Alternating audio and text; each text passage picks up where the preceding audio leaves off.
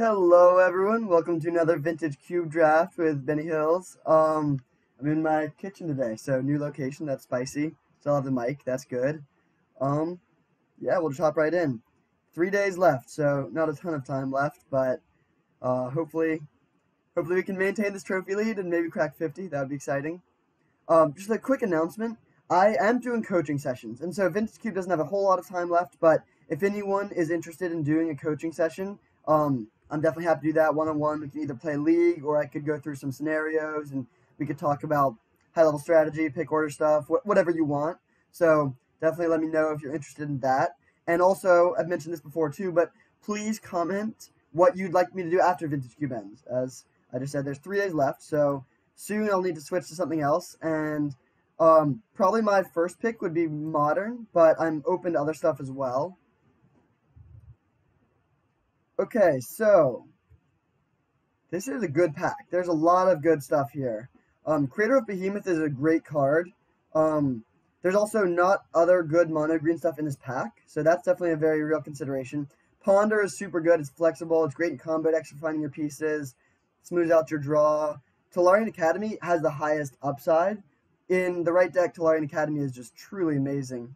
So I think it's mostly between those three cards. I don't love that there's also a Solemn in this pack. Like, Solemn and Academy go in similar decks, but Solemn is also just a versatile card that goes in a lot of decks. So if I took Academy, people wouldn't necessarily go into artifacts. I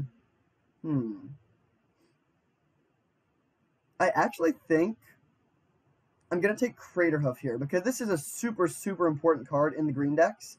And again, like, this is just a very bad pack for mono green after the Craterhoof is gone. So I think it sends a pretty good signal. So we'll take that and see where we end up.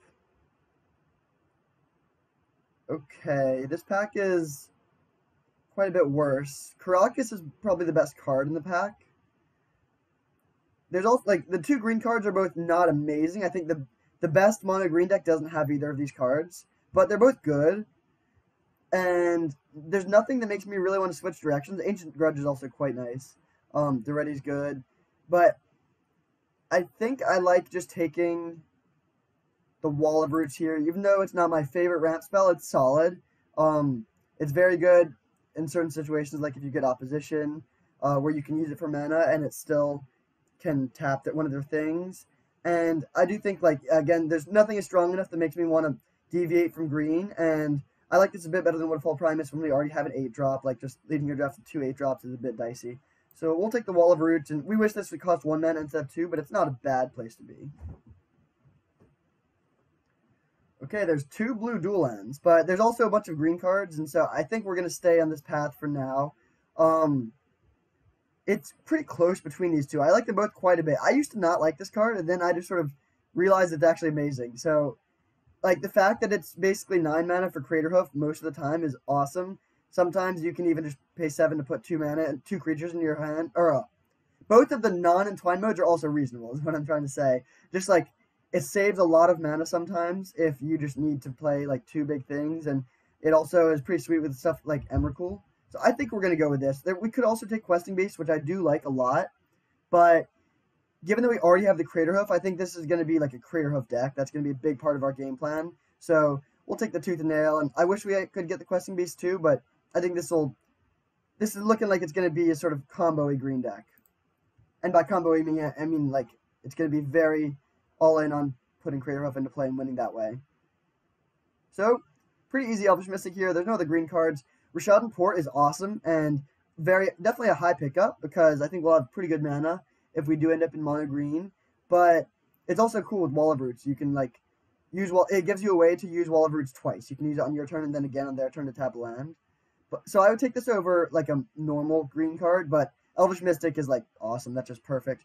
It is the only green card in this pack, which isn't great. It could mean that I think the two people to our left or 2 people to our right are not playing green, but there's a chance the person 3 to our right is. But a late Elvish Mystic is still awesome, so definitely happy to pick that one up.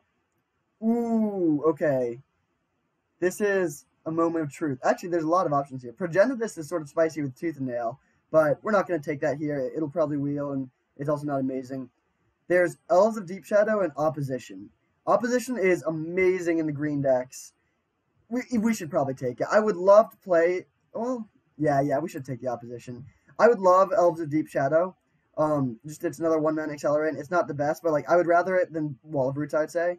But and like if this was a Duraga Tree Speaker, we would take it over the opposition. But here, a 5th pick opposition is just a very good sign, and this card is just so amazing when you can make it work. So we're gonna prioritize blue fixing pretty highly from this point and try and make that work.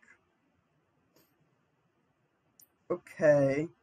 We should just take the Cultivate here. Signet is nice ramp. There's Chromox, which is not its best in green decks, but it's decent. And I actually do like Karn quite a bit. It's a nice source of card draw that can also just make 2 bodies go to the opposition. But Cultivate can find us double blue, which is really nice. I would love to have as much creature ramp as possible because that just makes Craterhoof a lot better. But Cultivate is good enough and helps with the fixing enough that we're going to take this here. Also does have the marginal benefit of continuing to cut green. Alright, we'll take a Harmonize here. Den Protector, I'm not in love with. I think it's quite a bit worse than the Turtle Witness because it doesn't work well with Green Sun Zenith and stuff like that.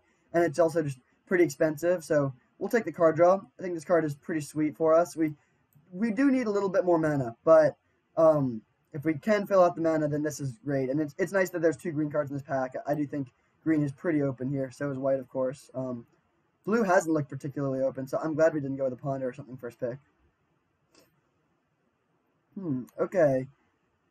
Phyrexian Revoker is decent. It's just solid interaction, but it's not really where this deck is trying to be. I think we're going to take Crucible. We don't have anything with it yet, but we could pick up like a Fast Bond or just like some Fetch Lands or Strip Mine, and there's a world where this card becomes quite good. It's still worse than Ramanap Excavator, but especially if we also got the Excavator, we could definitely have a land plan here. So we'll take the Crucible. It's starting in the board for now, but could make the cut. Ooh, all right. I like a Trigon Predator. We are very heavily drawn towards blue-green. Oath is not where we want to be. And if we had like 4 1-drops, Sword of Body Mind would be a consideration, but we don't. And yeah, this card is just pretty sweet interaction against a lot of decks. None of these cards are great for us. It's between Taiga and Gifts Ungiven. And Gifts is actually potentially interesting if we do end up with enough tutors. Like if we get like Tooth and Nail, Green Sun Zenith, Eternal Witness, Craterhoof, we can like, that's pretty spicy, but I think we should just take this. There's definitely a world, like this turns Scalding Tarn into a blue-green fetch, so I think that's probably the best pick to get. Alright, pretty easy Edric here. Blue-green is certainly open. I like this card quite a bit, actually. Again, we're really lacking the 1-drops, and this card is much better when you do have a lot of 1-drops, but we're hoping to fill out our deck with those. Like I think we should be able to get them. Green seems pretty open. All right, we'll take a Port. It might not make the cut, even though it is good, just because we are trying to be blue-green. But who knows? Like it is a very good card. All right, Progenitus. If we get Natural Order, that'll be pretty good. It's not in the main deck now, but we could get that Natural Order. I guess we'll take this. Doesn't really matter. Actually, yeah, that could be a decent sideboard card in some matchups, and we do already have the Taiga. So, good start. We really do need more 1-drops. That's a pretty big problem that we don't have them right now, but hopefully we can fill them out. All right, so here, there's a couple options. Terracodon is a nice top-end threat. I think it's Craterhoof and Terracodon are the 2 big ones that you want to have at the top of your curve. Eureka is actually sort of spicy if we can get, like, Big Eldrazi to play with his Tooth and Nail, but I don't think it'll probably wheel. Course of Portal is solid card draw, and then there's Botanical Sanctum for the fixing. The fact that we got these late blue-green cards means Sanctum might wheel, so we could just take the Terracodon, but I think I'm going to take the Sanctum. It's pretty important to have good mana, and at this point, like, we have so many blue cards. Like, if you only have 1 blue card, you can sort of get by without that many blue sources, but I think Sanctum looks pretty good here. So, we'll take this, and then ideally with the Terracodon, I would be a bit surprised if we did. Since someone did take the Primus, but yeah, we'll take this. I want to have good mana. Okay, sweet. Lots of good stuff here, actually, but we're definitely taking Arbor Elf. This is one of the best accelerants because if we get Tropical Island or Breeding Pool, it can make blue mana. I would love to get Eternal Witness too, but this is our greatest weakness right now, our lack of 1-drops, so pretty easy Arbor Elf, and that's definitely one of the best cards we could get. Ooh. Alright. I'm in for a Natural Order. Get in here, Progenitus. This is pretty sweet. This card's awesome. It's another way to get Craterhoof for cheap. It can get Progenitus. We don't have a ton of cheap green creatures yet. I mean, we have 5, but hopefully we'll be able to fill out our curve with more of those. And Fauna Shaman is fine, but it's not amazing. I do like it better than Survival of the Fittest when you have Craterhoof and Natural Order, but I mean, yeah, we're definitely taking the Natural Order here. Wow. Brutal. Wait, holy moly. Okay, so these 3 cards are like all in the top 5 best cards for us to get. Strip Mine is amazing with Crucible and just an amazing card. Tropical Island helps with the splash a lot, but Noble is like, I think we're taking the Noble. It's a 1-drop, it also adds blue mana, and it just so good. Good with opposition, good with Natural Order, good with Craterhoof, good with Edric, although not at its best with Edric. So, yeah, that sucks that these are all in the same pack. There's a slim chance that Tropical Island will wheel because blue-green does appear to be very open. And I'm sure a lot of people will yell at me in the comments for not taking the Trop, but I think Noble Hierarch is just so good. Also, Time Twister is a consideration, but this is like exactly what we want. I really, really want to take 1-drops, and that's just a very good one. So, Roundup Excavator and Finale are the 2 choices here. I mean, they're just the only 2 green cards, and like Signet is not the ramp we want. We have the Crucible, but we don't have anything that works well with it right now. Like, if we had taken Strip Mine, then I think we would take this Excavator, but I think we should take the Finale here. It's just another way to get Craterhoof. It's another way to get Progenitus. Also, if you have 12 mana and you play this for Progenitus, it just becomes a 20/20 with protection from everything. That's just an instant kill, even with no board. Yeah, I think this is what we want to take here, even though I'm sad not to get this because there's a potential for this card to be very good. Sweet. Really, really happy to get a late Derogatory Speaker. Leovold is interesting. It's another thing that you can get with Finale or things like that, but Derogatory Speaker is just one of the best cards we could get here. Honestly, it might be the best card we could get. I guess Raphaelis would probably be better, but just a sweet, sweet ramp spell. So I'm really happy to be getting some of these 1-drops now. This is close. Time Warp is a consideration, but I think I would rather Courser or the Vista, and we should probably take the Vista. I would love a Courser in this deck for sure, but I really want to have good fixing, and we have a lot of spells we want to play already. So yeah, we're going to take this, even though Courser would be a good card for us. There's no real chance it wheels, but oh well. Alright, we'll take the Dryad.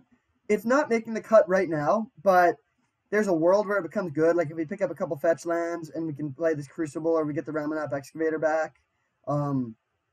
It also does fix mana and it's a good blocker against aggro, so it's decent. I'm not planning on playing it right now, but it could make the cut. Eureka or Golos? Golos can find... I guess we don't have any super great lands for it right now, and it's unlikely we'll be able to activate it. Although it is good with Dryad, actually. It's quite good with Dryad.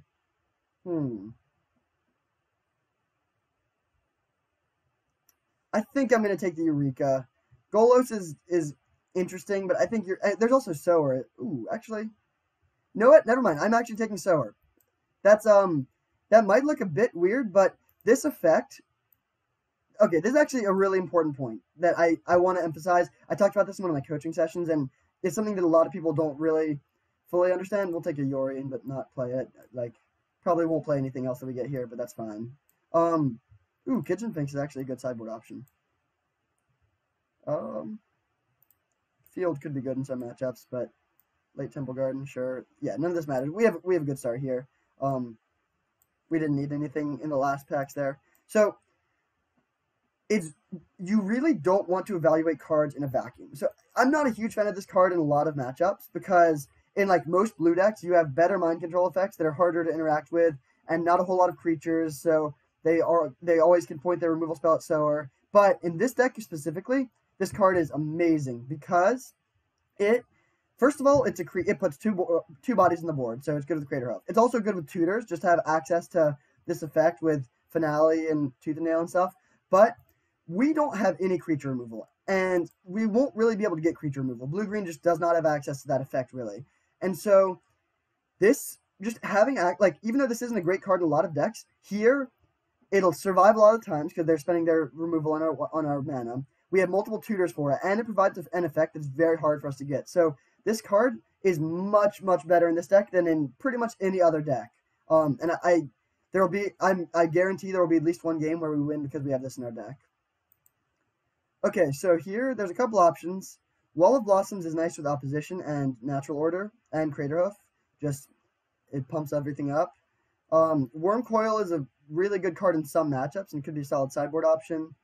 Carnage Tyrant is also it's just a pretty good card that's amazing in some matchups. And there's also Verdant Catacombs. I actually think I'm going to take the Verdant here. Yeah, we're going to take Verdant.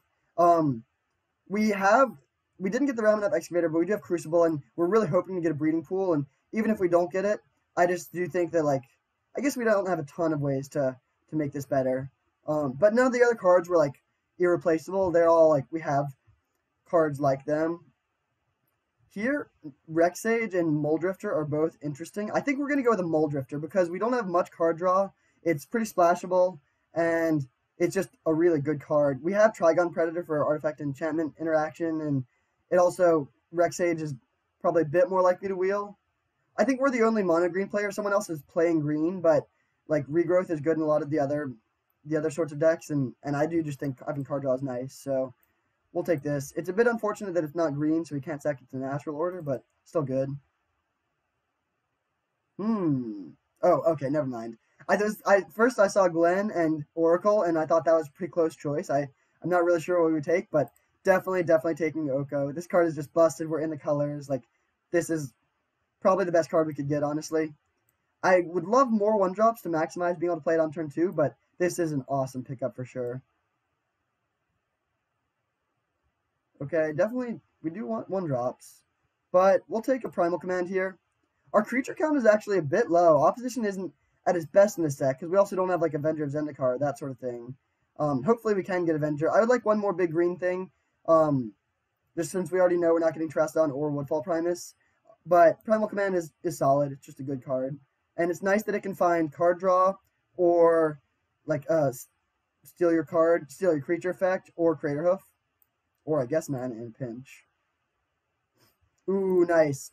Love getting a Gaia's Cradle there. This card is just busted. We do need more 1-drops and 2-drops to make it better, but this is a great pickup. Super happy to get this.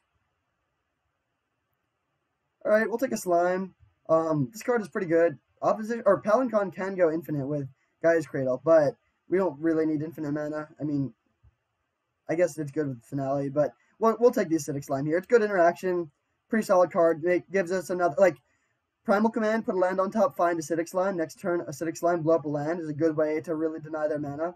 And this is a creature that is good with natural order and opposition, Craterhoof, and all that.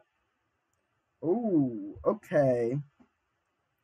I do like Yavimaya Elder because it can find us double blue, but I think we're taking Upheaval here. We don't have the best Upheaval deck because, again, we don't have the most mana, but this card is just busted if you have like 10 mana and you can just immediately deploy like, Upheaval, pick up everything, play land, play a mana dude, play Oko. It's pretty strong, so we'll take Upheaval. Man, I was really hoping to get another ramp card in that. So we have a really anemic ramp suite here. That is bad. Yeah, that's definitely bad. Do we want Natural Order, Literal Core, or Brain Freeze? I think I actually like Looter. It's another cheap play, and filtering is pretty nice, where we can sort of draw towards our mana when we need that, or draw towards our fatties later in the game. And yeah, I think this is a solid pickup. Okay, I like a Wall of Blossoms here. This is nice. So we don't have all the ramp we really want, but that's sort of fine. We don't have a ton of like really high end stuff, so we can just like you need ramp a little bit less when you're less reliant on like 8-drops and whatnot. None of these cards are playable at all. Guess I'll take Chain Lightning. Hangerback Walker is a decent sideboard option. Actually, it's also pretty good with opposition. Yeah, we'll take this, and probably not play it, but it definitely could be good in some matchups. Okay, yeah, none of this stuff is going to make the cut. So, really, do we want to play this card? Probably not, but we'll see. So yeah, this deck is not amazing. We definitely weren't the only person playing green, which is unfortunate, but it's solid. So we have a couple solid lands. Okay, given how things panned out, I would have rather have Carnage Tyrant over this Verdant. We didn't really get anything that it worked super well. Does it even have any value for us? Putting a card in the graveyard doesn't matter. It looks like it can't fetch anything. We don't have like a black dual land that would make it snazzy. No Eternal Witness, so yeah, no value in playing that. I don't think we're gonna play Port when we have like relatively intense blue mana requirements. So we have 2 duels or 2 lands that can make blue or green. I'd give this deck a 6. It's not my best work. It's a bummer that we don't have an Avenger of Zendikar or something that really makes opposition great, but I do think we'll still play the opposition, and I think we're cutting the survival of the fittest. We just want to have our creature count be pretty high, and in general in green decks I'm okay with having 16 or even 15 lands, but we don't have a ton of ramp creatures here, unfortunately, so I think this is how we want to do it. And I guess we have 2 lands that combo with Crucible, but that's not enough. Don't have Strip Mine, so don't have the best combo with it. So let's see. I think we probably want to have. We definitely need at least 2 islands, but we want more than that since we do have pretty heavy blue. I think we want 4 islands, which would give us 6 blue lands, and then we also have Noble and Cultivate to fix. Definitely do not need all these. So this gives us 10, 11, 12 sources of green mana on turn 1. I think that's enough, and yeah, this seems solid. Yeah, I mean, we have a lot of the pieces. What we're really missing is more 1-drops. If we had like 3 more 1-drop accelerants, this would be an amazing deck. Do sort of wish we had the Elves of Deep Shadow, but we have Oko, we have Opposition, we have Upheaval, we have Craterhoof, we have Natural Order, Progenitus. Like, we definitely have some strong stuff going. This, actually, this is a 7. It's better than a 6, I think. Even though it is light on ramp, it has some good pieces going for it. There will be some games where we just win because we play Natural Order. So I think the games will go very, very differently when we have a 1-drop. And that won't happen all the time because we only have 4, but we do have 4. That's not horrible. And yeah, I just really hope we draw them. I'm really happy we took the Noble over the Tropical Island given where we ended up. If we had like 6 1-drops, then we could maybe lose the Noble, but we don't. And so we really need all the 1-drops we can have. All right, won the roll. That's exactly how we want to start. And have Progenitus in hand. Perfect.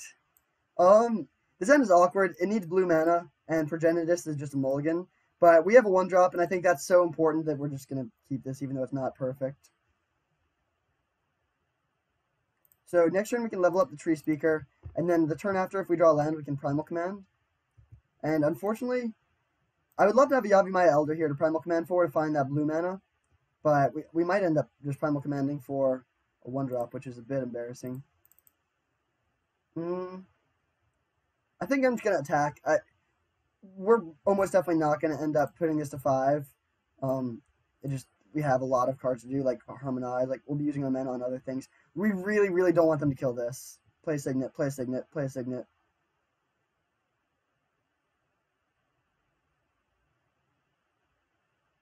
If we can fire off a Harmonize this turn, that will be really good. That'll help us hit land drops, and we'll be good to go. And then if they killed it after that, that's still bad, but it's way, like, we need this activation the first time. If they kill this and then we miss our land drop, we're in a horrible position. So yeah, we really, really want this Tree Speaker to live. We have no way to... I guess we could draw Tooth and Nail. That's our one way to get this Progenitus into play. I guess we could play the Dryad and just try and hardcast this. If we had Golos, maybe Dryad and Golos would be in here, and we actually would do that, but I don't think that synergy is enough on its own. Opponent is really thinking hard here. Or they're disconnected.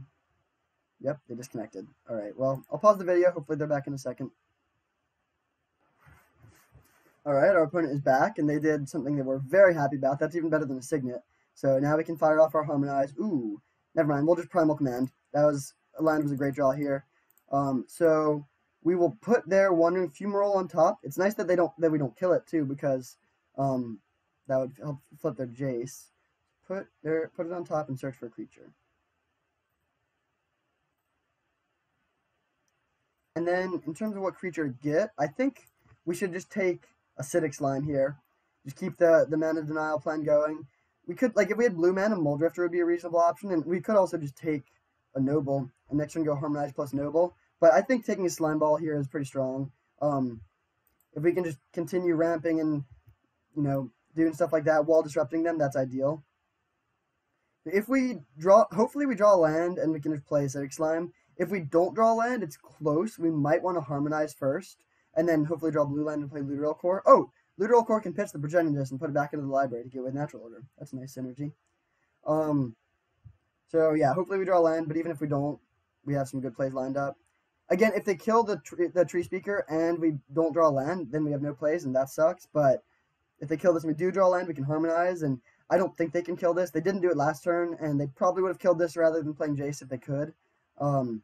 So, I mean, they could have drawn Burn Spell this turn, but hopefully they didn't.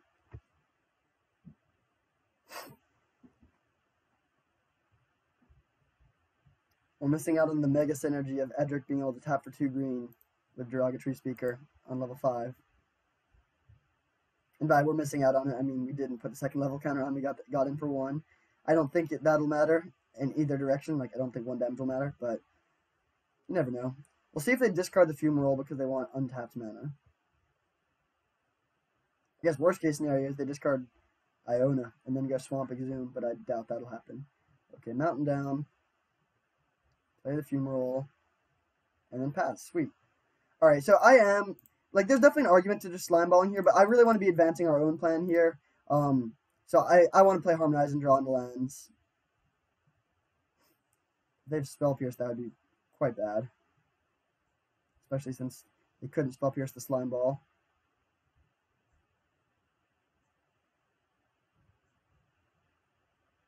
Okay, sweet. That was perfect. So we can play this, fetch an island, play Wall of Roots, and play Elvish Mystic. And we're getting very close to Tooth and Nail, which will be lethal.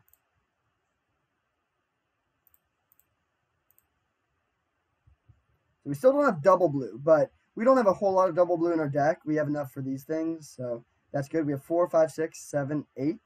So if we draw land, we could just put a Progenitus into play, actually. That might be the line. Nice. Really happy we played Harmonize when we did.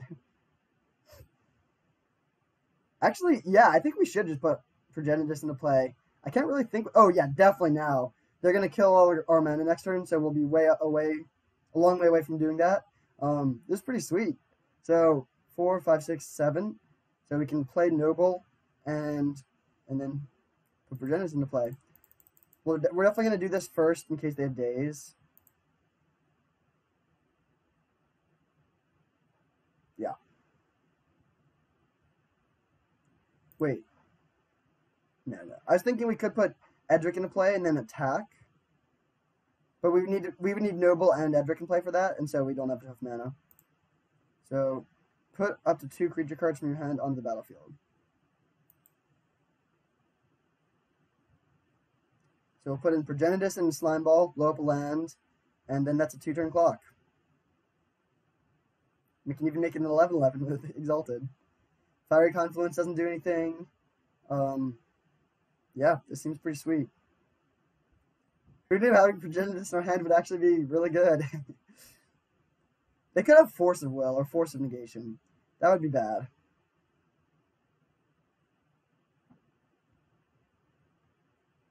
But Progenitus is definitely the best thing we could have here. They probably just think we're going to go like Woodfall Primus or something. Like Woodfall Primus, Acidic Slime. Sweet. So we do this. Blow up a land. And then do we want to play the Noble? I don't think so. I mean, how do we lose? That's the question. They don't have board sweep. Okay, they just concede. Sure. Progenitus. That's sweet. I actually have barely ever played with Progenitus, so it's nice to be on this side of it. Alright, so blue-red control could have a twin combo. Hopefully they don't, but they could. I don't think we want any of this. Hangerback Walker is like a sticky threat, but yeah, we're just going to run it back. None of these cards are bad here. Sower didn't look amazing, but I think it's good enough. I mean, it's bad with Jace, if in case you don't know, if you flip the Jace, you don't get the Planeswalker. It says exile it and then return it under its owner's control. So we don't want to flip their Jace for them. So we actually didn't see anything that it works well with, or works well against. But still think it's worth having in the deck. I mean, yeah, I think that's where we want to be. I want to have my creature count as high as possible. It's a little weird that we don't have any of the mono green Planeswalkers. That's definitely something that's slightly missing, but still a good deck.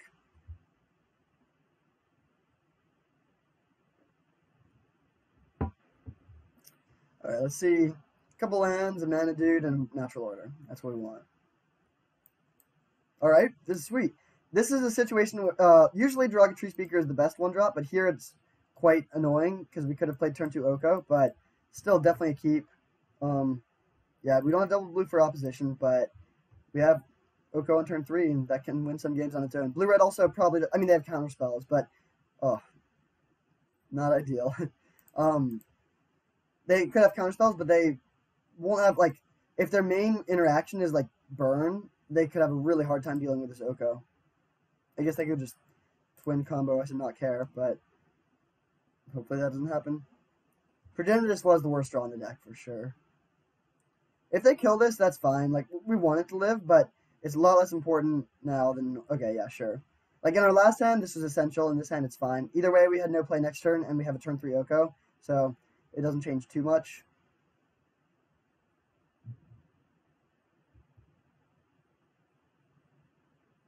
I wonder if they're playing black, or if they just have this for fetching. Alright, Island Pass. Left the counterspell. I doubt they'll play around that because we don't exactly look like a counterspell deck, and we're not. We wouldn't play a Mana Leak even if we had it, probably. Actually, we probably would. Our curve is, like, the best blue-green deck does not play Mana Leak, but we don't have enough cheap plays for it to be amazing. Or for it to, for us to have an amazing curve where we don't want to be holding a mana. But either way, we definitely do not have Mana Leak. So they are playing Twin. That's annoying. They top down the island, and now we have no play again. It's a big bummer that we don't have like a Dismember or a Beast Within or something. We do have one piece of creature interaction, with that being Sower, but it's not instant speed. So we might just die here. Oh, they tap Forest. Interesting. Alright. We'll play Island.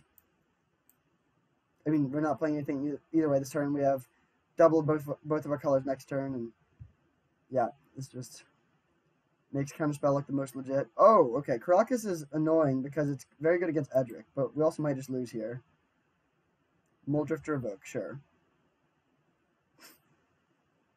So, next turn we'll play Oko, and unfortunately, if we turn this into an Elk and they copy it, they'll get a Deceiver Exarch, not an Elk. If that was not the case, we would just Elk this up immediately, but yeah, they might just have Kiki here. We could lose, but hopefully we don't.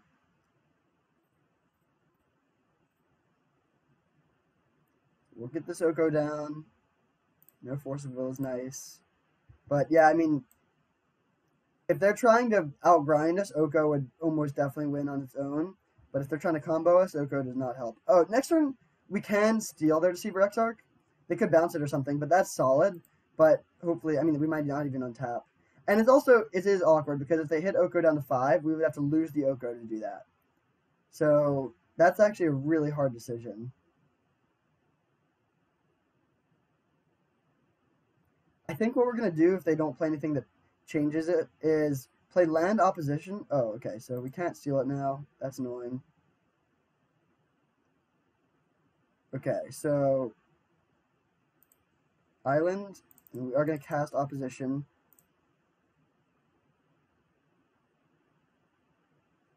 And then if they don't counter this, we can tap down their Spire Bluff Canal on their upkeep, which could, like, if they need a Kiki, if they have a Kiki Jiki in hand, it could be hard for them to get enough red. And Oko can, and then yeah, we can. I mean, I guess we actually don't have any ways to have 2 creatures in play next turn currently, which is unfortunate. Since they can just bounce the Edric, but this opposition could put in some work. All right, turn this into an Elk.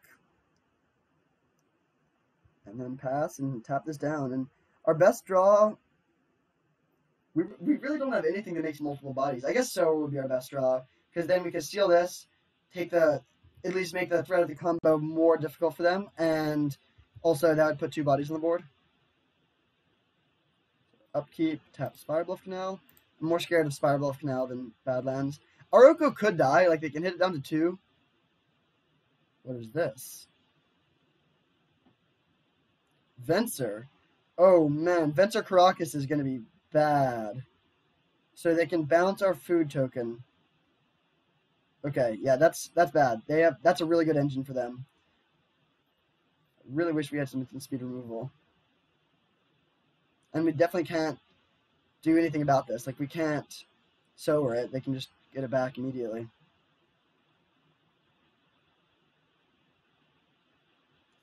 Alright, that's bad. Even though they can bounce it, we're going to play the Edric, because if they spend their Caracas on that, they're not spending their Caracas on their Venser. But we're almost definitely going to lose this game. This is such a powerful combination of cards, especially against a deck that can't interact with it at all. And we're flooding. So they bounced that. There's no value in tapping anything, so I'm not going to waste their time. So they can hit Oko down to 1.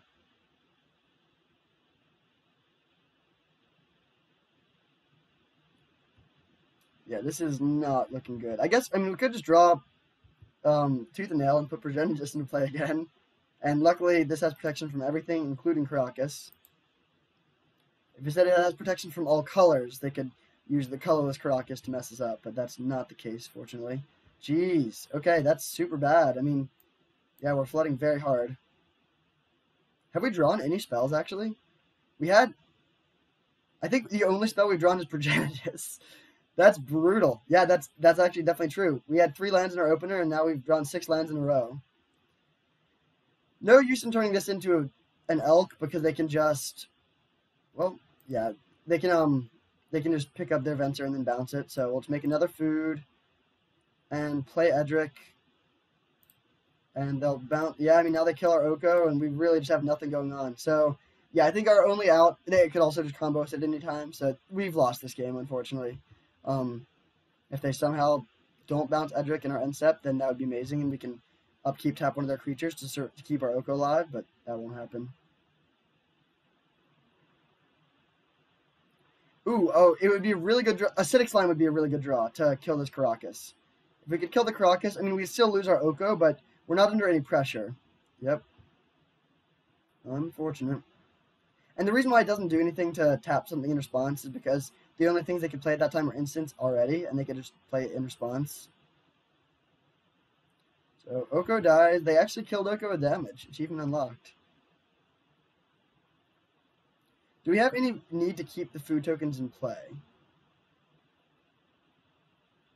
We don't have Terrastodon to blow up our own food tokens. Oh man, that just finds a combo. Yeah, we're dead.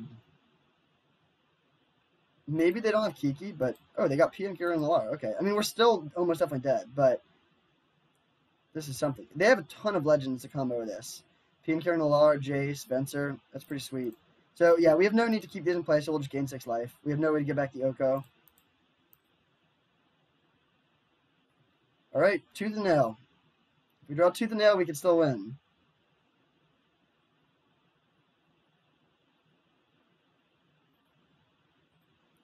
Caracas is devastating us. Yeah, we don't have any ways in our sideboard to deal with that. I almost want to cut Edric for that. Ooh.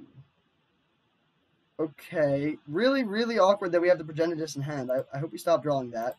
But this is nice. We can play this, and then we can play our natural order. But we just don't have anything great to get with it. Craterhoof does not do much. And Progenitus is the main thing we want to get, but we can't do that. There's a tiny, tiny chance they'll scoop with this in the stack, but hopefully not. Or, I mean, they probably won't, and they don't know that we have the Progenitus in hand. So this will probably be getting Acidic Slime. Not very impressive, but at least that messes up this combo. I would love to get a Woodfall Primus, obviously, but don't have that. So, yep, Slime Ball it is.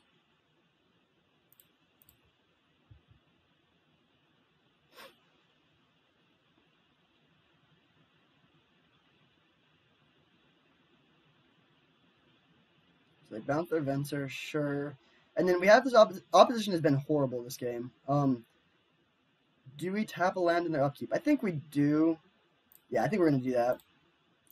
I don't care about preventing a tiny bit of damage when we're at 25, and they have at least 2 4-drops in hand, so constraining their mana could be good.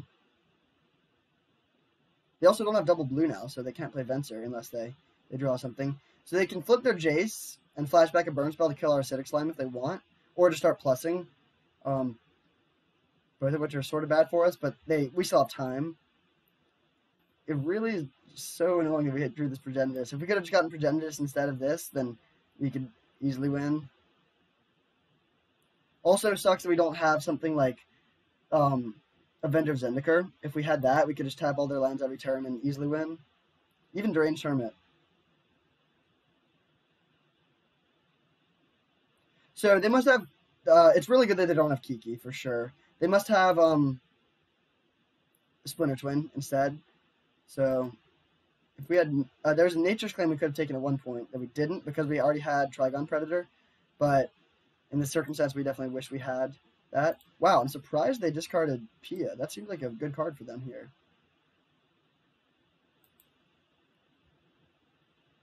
So they're holding Venser and 4 unknowns. It's a bit scary. And they're probably largely spells. There's their second blue. They have Venser up now. Let's draw some spells. We have 9 lands, so we have 8 lands left in our deck. A third, that's pretty low. Sweet, that was a great draw. So I'm going to play Gaia's Cradle and cast Muldrifter. And then they will Venser this, probably. They could also, I mean, they might want to Venser their own Imperial Recruiter. But it's a close call. I think we should just evoke this if they, if they do Venser this, because we really, they have a Planeswalker, they have, cards in hand. We can't really sit around and, just wait. A 2/2 body with opposition is nice, but I think we're going to do this. Or we will just evoke it if that's what it comes down to. And while the evoke trigger's on the stack, we're going to tap our Gaia's Cradle for 2 mana and tap an island. Just because that's the right play. It's marginal and likely won't matter, but it could. Click. Hopefully they click us. Nice. Take it. Take it. Take it. Actually, at this point, I mean, Natural Order's gone, so it's not castable, but it is good with Tooth and Nail. But Tooth and Nail can find it, actually. So, yeah, that's we definitely would rather this be in our deck and have another card. Ooh, okay. I mean, those aren't good cards normally, but it's just a lot of creatures. So this opposition is going to start doing a lot of work. We can have 4 lands in their upkeep, then they'll only have 2. They can play Venser in response if they want to, but that's not too impressive. We're going to tap all of their red. I don't want them to Fiery Confluence our creatures away, and I don't want them to play Splinter Twin. In general, tapping blue sources is better just because blue cards are better, but in this case, the ones we're most worried about are the red ones. And this means that they definitely can't play Twin this turn, and now they can't even play Venser, so they probably should have played Venser in response there. But I'm not even sure what they would bounce. We could recast opposition, and they would have their mana would be tapped. And we don't want to leave them with even 1 red, because if we did that, then they could just go Mountain Splinter Twin or Mountain Fiery Confluence. But this way, they're guaranteed not to be able to cast a double red spell. They could play something like Pyroclasm. That would be bad, but it would kill 2 of their own creatures, and there's nothing they can do about that. I mean, they would need Mountain Pyroclasm.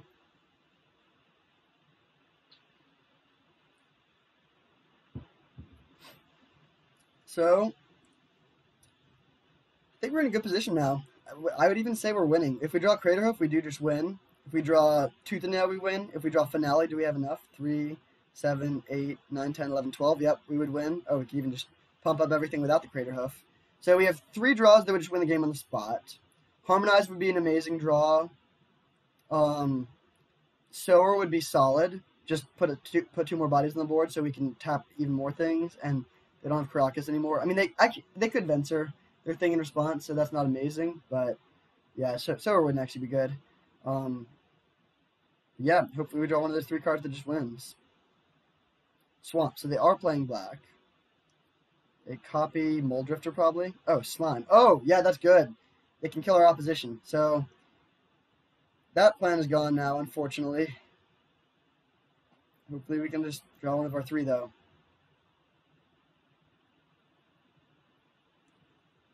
So they're attacking here. That's probably dumb. The Jace Ultimate is a legit win condition here, and we can, with the Exalted, hit the Jace for 1. But I mean, I guess they're trying to win through damage, not through combo. All right, Crater Hoof. Let's see it. Hoof time. Well, we could attack with a Slime Ball, but then we're just trading slimes, and that doesn't seem good when we have Crater Hoof in our deck. So, take 1, Jace. And I don't think we're going to play the Forest.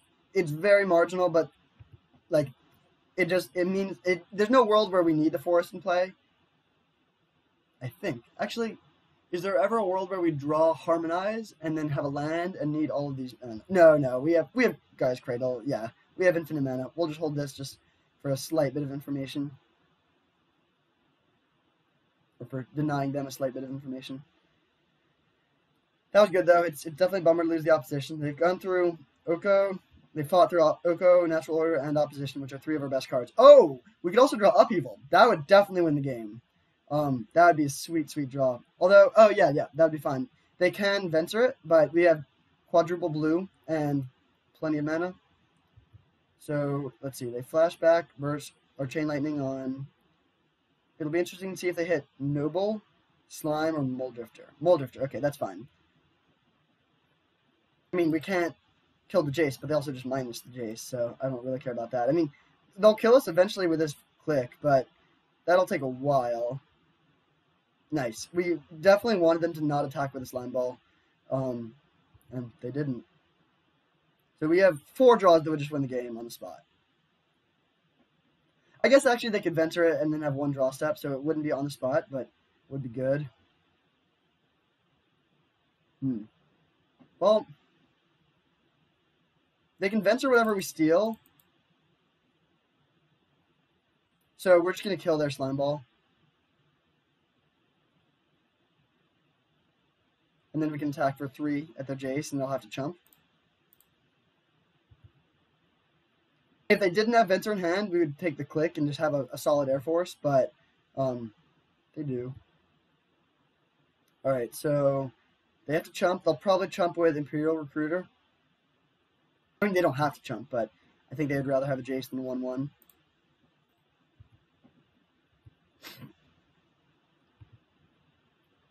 I guess they could block. What they should do is they should block and then play Venture and bounce their Recruiter.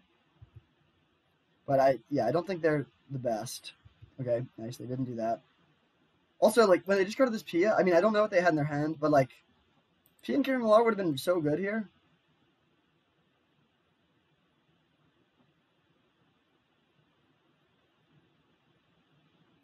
Progenitus still chilling in the hand. Hydra Avatar, more like uncastable. Uh-oh, they're tapping a lot of mana here. That's bad. Looks like an X-Spell, probably. Okay, that's card draw, but we don't care about the Sower. So that's fine. But it is sad that they just drew 4 cards for sure. They only have 14 cards in their library, so I was about to say they could mill, but they could also just draw a twin and then kill us, so they'll do that before they mill out, and we have no way to interact. Alright, come on, Crater Hoof. We have 4 draws to win the game out of 19. That's pretty good odds.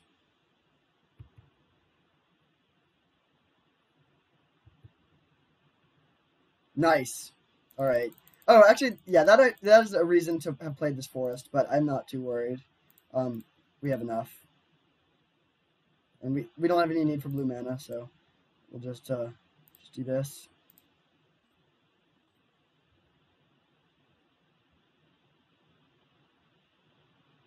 And now this is sort of funny. We actually can't play Acidic Slime. I mean, we could just cast it before playing a land, but this is a surprisingly weak post-upheaval turn. We're just going to play land. Like, we have so much mana, but just nothing to do with it. So we'll play these 2 things, And I guess get an island into play. And then go to discard. And waste this 5 mana. I would rather slime ball their first land than just have a 2/2 in play. Oh, we'll definitely discard Progenitus. Alright, sweet hand. But they're just a long way away from doing stuff now. And we can play slime ball next turn. Because Cradle will tap for 2, 3, 4. Oh! Stupid. Yeah, okay. We got, oh, well, it doesn't actually matter now. But we got punished for not playing Forest. Because we need to Forest and Cradle in play to play Acidic Slime that turn. But yeah, again, doesn't end up mattering here. So now, we actually can't play the slime for a while. Yeah, I mean, we really don't have anything going on here. It sucks that we couldn't have played anything. Like, if we could have played any 3 or 4 mana play, they would definitely just lose, but that was not the case, unfortunately.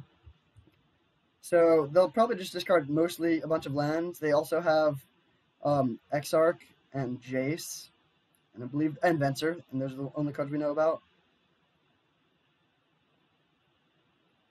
What good 3-drops do we have that we want to draw? Oko and Edric are the 2 best, but they're both gone, unfortunately. Trigon Predator doesn't do too much. It's actually, maybe we should just cut that card. We haven't seen any artifacts and enchantments, and we've seen a lot of their deck. What would we bring in? All these cards are pretty weak. Maybe just Dryad. Like, it would have actually been really good here, letting us cast the Progenitus.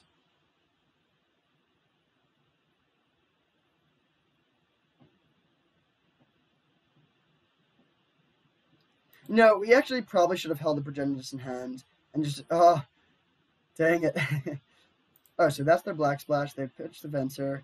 They still have Jace and Deceiver Exarch.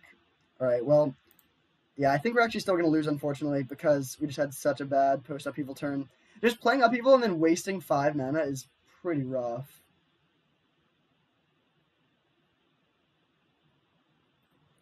Not what we wanted to see.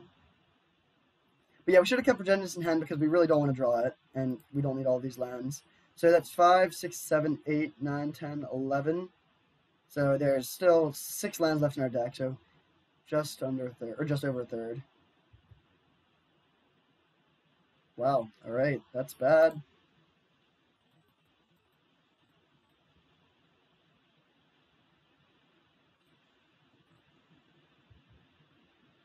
So we can play Exarch in response. They probably do. I mean, yeah, we're almost definitely going to lose. They'll play Exarch in response, and then... Oh, Daze. Okay, that's annoying. We hadn't seen that yet. So they're probably going to kill us in 2 turns unless we find a way to interact. But I can't even think of anything we could draw here. That's something the Trigon Predator can kill. Jace, sure. Still have Deceiver Exarch up.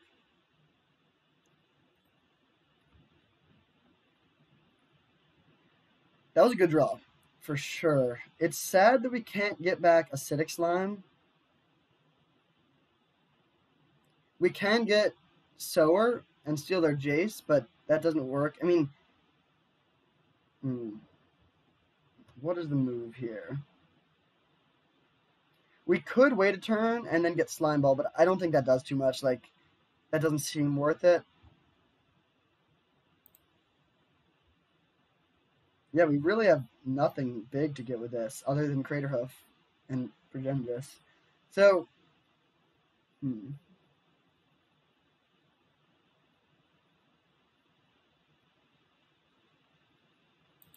we could just get Sower and just steal this, like basically use it as a kill spell. We can't beat Exarch Twin, which is probably what's going to happen, so that is just unfortunate but true. I kind of think we should actually just get the Jiraga Tree Speaker and level it up, and then just plan on like getting to Craterhoof as fast as we can. I think that seems like the best line, so we'll do that.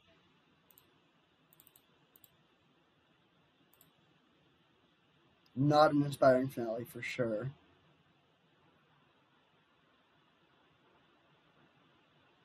So we have 1, 2, 3, 4, 5, 6, 7. So we can play Craterhoof next turn and attack with 1 creature, or with 2 creatures, 1 onboard creature. That would be not enough. That wouldn't be lethal, but it would put a decent clock on them.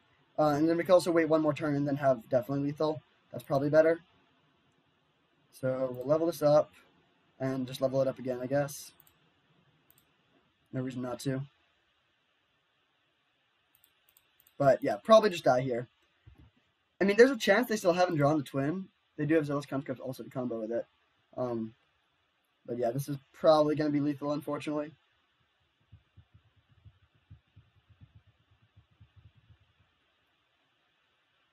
All right, do it. We all know it's coming. Yep, there she blows. All right, so that's a bummer. We had Upheaval, but just the worst Upheaval turn ever. This actually isn't the best Upheaval deck because we don't have those Planeswalkers, but like, yeah, actually this isn't, we really don't have like that much meat to commit to the board again. I mean, Oko is great, obviously, but other than that, like, Acidic Slime is not great. Post Upheaval, Mold Drifter is like also not amazing. Sower is definitely bad. Trigon Predator is not super impressive. It's still a good card in our deck because we can just play a bunch of mana dudes, but this isn't the best Upheaval deck. I think I'm just going to run this back. I think even though Trigon Predator doesn't look amazing, I just don't think Dryad is where we want to be on the play. If we're on the draw, being able to put multiple lands into play is better. I guess it is good with Upheaval. It's close. I guess we'll bring this in over the Predator.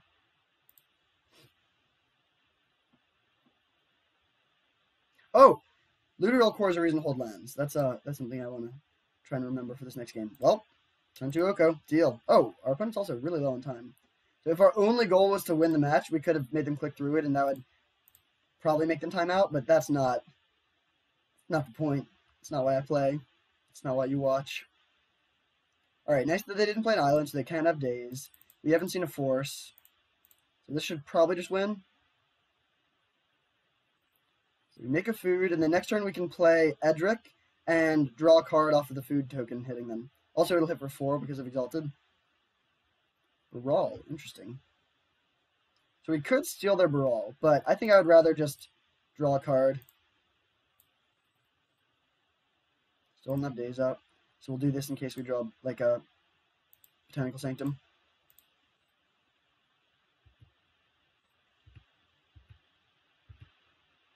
This is a fast clock, hitting for 4 on turn 3 and drawing a card.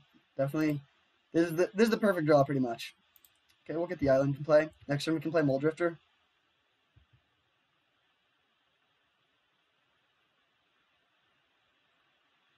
There's some things we might want to steal there, but Baral is not one of them. Baral is just not a very threatening card. We're a very good card in most decks, honestly. Most non-storm decks. Alright, so they click us and take Mold Drifter, presumably.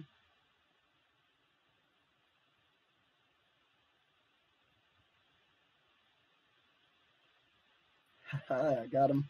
Alright, let's draw Gaia's Cradle and just win. Would that do it? 3, 4, 5, 6, 7. Oh, so close. So, we have 5 mana. We could Finale for a 3-drop. But that doesn't do too much. Ooh, that is good. That's definitely good. So, we're going to start by attacking. Yeah, start by attacking. There's actually some argument to turning our own Noble into a 3/3, just so we can pressure them and draw extra cards, but we want the mana, especially with his hand. Best draw would be Natural Order or Acidic Slime. Okay, so they chump. Oh, they're double blocking. That's a bad play. You just traded your whole board with 2 Oko activations when we still have Oko in play. Yeah, I'm okay with that. So we'll create another food, and then we're just going to Finale for a 1-drop and play Looter, and then set up to win next turn with Crater Hoof. And this is a situation where we want to get a 1-drop that can just add mana immediately instead of a Tree Speaker.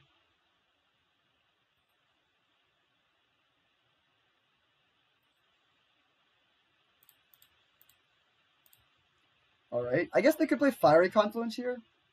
Yeah, they could. Maybe we shouldn't have played everything there. But even if they do play Fiery Confluence, we still have an Oko that's at 9 that will just continue to do stuff. Although we can't really cast any spells for a long time. Yeah, we should have held the Looter. I think we should have held the Looter there. Didn't end up mattering, but still the correct play. So we have 4, 5, 6. So if we draw a land, we can play Craterhoof, and that will win. If we don't draw land, we can still just turn this into a 3/3 and draw 2 cards with Edric. Search for Jace, not threatening. Okay, we're going to start by just hitting them. Actually, yeah, no, we are going to start. There's some argument to playing Harmonize first, so the loot from Literal Core is better, but I would rather, like, we might draw something we'd rather play than Harmonize. There's a good chance we will. So this happens, we're going to stack it so that we loot last. Draw a card. Ooh, that is good. Draw a card. Loot, pitch a forest. So we could just play Tooth and Nail here. That's probably what we should do. So let's see. We play the Cradle. Wall of Roots is free because it can add 1 mana the turn you play it, and Guy's Cradle taps for more mana because of it. So we'll play that. Play the Cradle. 5, 6, 7, 8, 9. Entwine this. Get Acidic Slime and Progenitus. Yeah, that seems good. And this should get the job done, I think. We'll blow up their dual land, and then pass, and then the Progenitus will kill them even if they have a sweeper, and you can also draw a million cards with Edric, and we have Craterhoof, so pretty sweet draw there. That's definitely what this deck wants to be doing. It helps that we've been drawing our 1-drops pretty consistently, so alright, 1-0, that's pretty nice. Beating a combo deck is always a big achievement for a green deck, because, or like specifically twin combo, because it's very fast. Like the twin combo is fast and hard for us to interact with, so very happy about that. Hopefully we can keep it rolling in round 2. Hey, 4, 4, 4, 5, 4, 5. But we just lost 3 players.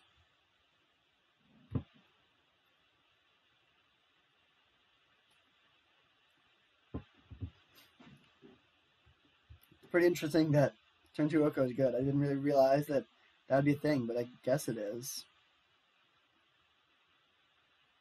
Also, that did showcase the power of Edric too. I do think Edric is really good and really underrated.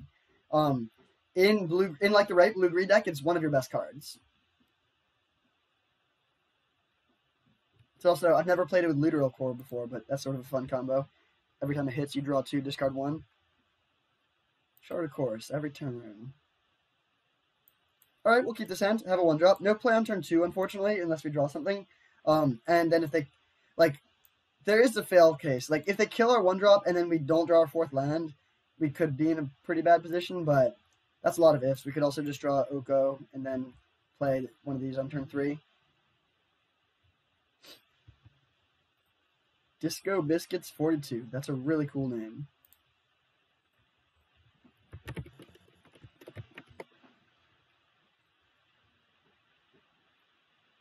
Drop.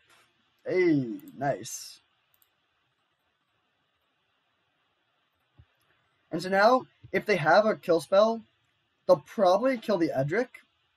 Like, I think they should kill the Edric from their information set, but then we can play these 4-drops, which is nice. We'll probably lead on Harmonize. Yeah, we'll lead on Harmonize. Opposition doesn't do much here. I mean, if they play a creature we care about, we would sour it, but I can't think of that many creatures we would really care about off of a Spire Bluff Canal on turn 1.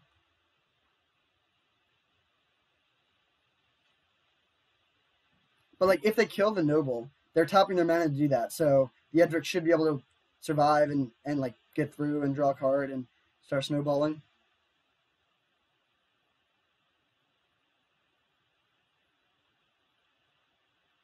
Noble is so good in this deck. Although it is actually worse. It's awkward with Edric because you can't hit them and draw a card with it. Mox Diamond, that's scary. Pitch of Plains, okay.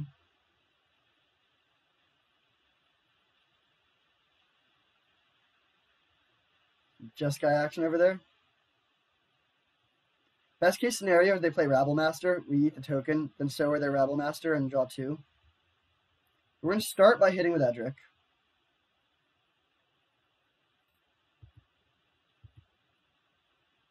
We could play Deceiver Exarch and block. but I don't think they have that.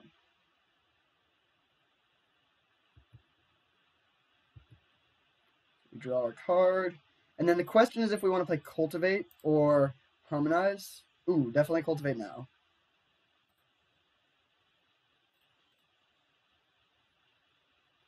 So we'll grab an island. We don't have Rafellos or anything that cares about number of forests, so we're just going to go even on islands and forests.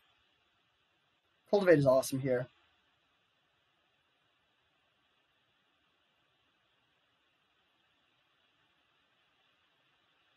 They can counter that if they want to, and that's a bit sad, but still just a 1-for-1, and then we can play Tree Speaker. Mana Drain. Okay, that's scary. I am going to play the Tree Speaker here. Like, if they have Sweeper, that's bad, but if they don't have a Sweeper, then we can draw extra cards off Edric. So that was a good, like, they Mana Drained us, but considering that they Mana Drained us, that was pretty much as good as it could have been because we still drew a card and resolved a spell, so, and hit them for 3. So, definitely accomplished some good stuff there. But now this is a big turn. Like, if they just play Elesh Norn here, we lose.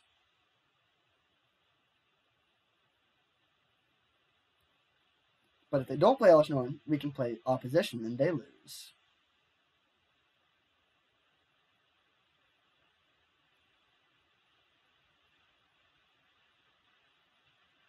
Teferi. Oops, 6 mana. Walking Ballista. Mindslaver. That is fine. That's not bad at all, actually. Harmonize doesn't target. That's nice. So let's draw land so we can just have 3 things. They can Mindslaver in response, but that just doesn't do anything. Ooh. Okay, so level this up. Unfortunately, we don't have enough mana to play the Elvish Mystic. Actually, yeah, no, we should just play the Opposition still. We don't want to play Harmonize. Like, I was sort of tempted to do that at first, but then they just have more options for messing us up. They could have Spell Pierce. They can't. They could have Spell Pierce or Daze, or Mana Tithe, or Force. But they don't have any of them. Ooh, this is actually close. If we would rather, I think we would actually rather draw a card than tap a land, especially because if we draw a Forest, we can just play Elvish Mystic and then do that. Yeah, if they didn't, like, they have a way to use their mana here already. So land, nice.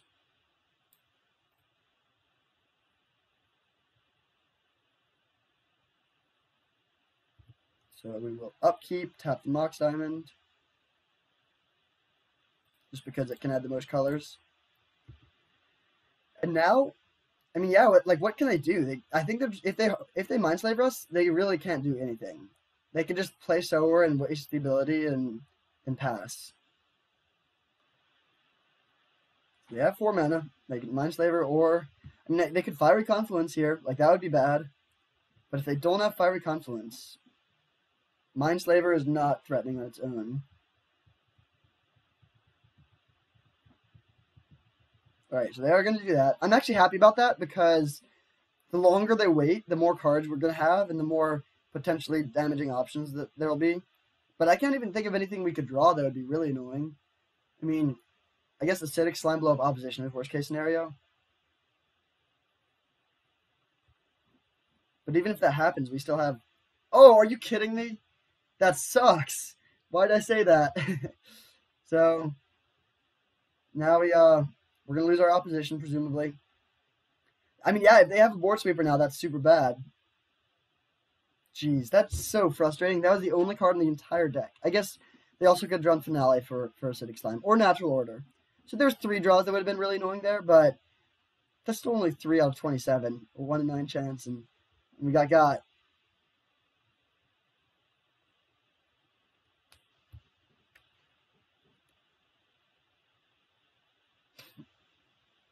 If they don't have a board sweeper, we still just have a huge mana advantage and a Harmonize and Sower in hand, and on board a way to draw 3 cards per turn. I mean, they'll mess with that, or 4 actually because of the slime. They'll mess with that, but it's fine.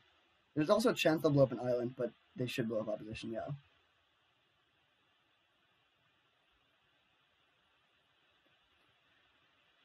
Dang, I called that. Worst case scenario, we draw Acidic Slime. Boom, it happens. I guess it's slightly better for them to draw, like, the actual worst case scenario would be Finale, or No, it would be Natural Order, because then they can kill our Edric, and Natural Order's out of our deck, and they get to see our whole deck, and we still lose the opposition. So, and then Finale's worse just because Finale would be a good draw, and taking that out of the deck is unfortunate. But that was the third worst card that we could have drawn, and they're all bad because, like, the acidic slime is the part that matters. Dude, what is the point of this? You know I'm not going to use my mana. I have no instants, and yeah, I hate it when people do this. Like, there's just an absolute, I mean, all they're doing is wasting their own clock, but there's absolutely no way that tapping these three things will help. I guess if they have a haste attacker, but even so, like, we're not going to chump block with the mana, dude. We have an acidic slime.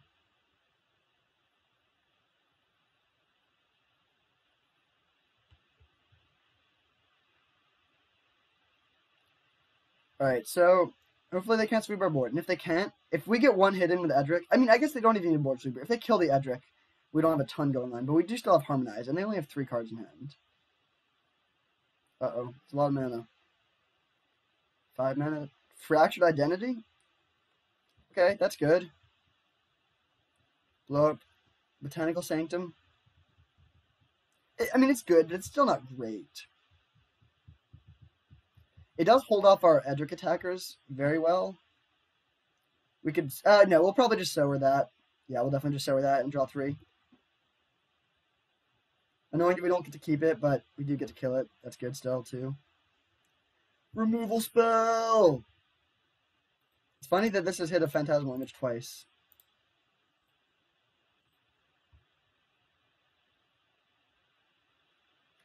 And, I mean, like, there's a tiny bit of merit to holding up mana for what we draw, but I'd definitely rather just draw cards.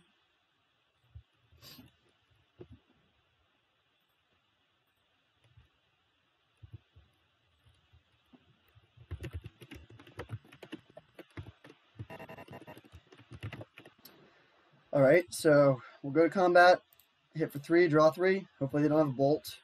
I don't think they do.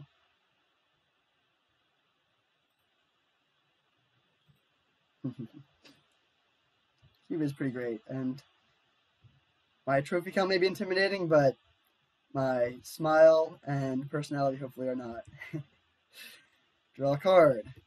Muldrifter is nice. Draw a card. Land is also nice. Draw a card. Other land is fine. Oh, wait. That wasn't a Phantasmal Image. We got the slime. That's cool, I guess. Forgot that was a token. So, I mean, yeah, we just have infinite card draw now. We did just lose 2 lands, so our mana development is a bit set back, but we also have 4 mana from our creatures. We could draw Craterhoof and just win. We could draw Natural Order and just win. And then, yeah, even if they do sweep our board, we have so much card draw in our hand. Signet. That is not too much of a problem. They could do a Wildfire deck, potentially. Wildfire would be very, very good. That would actually be devastating, and we can't do much about that.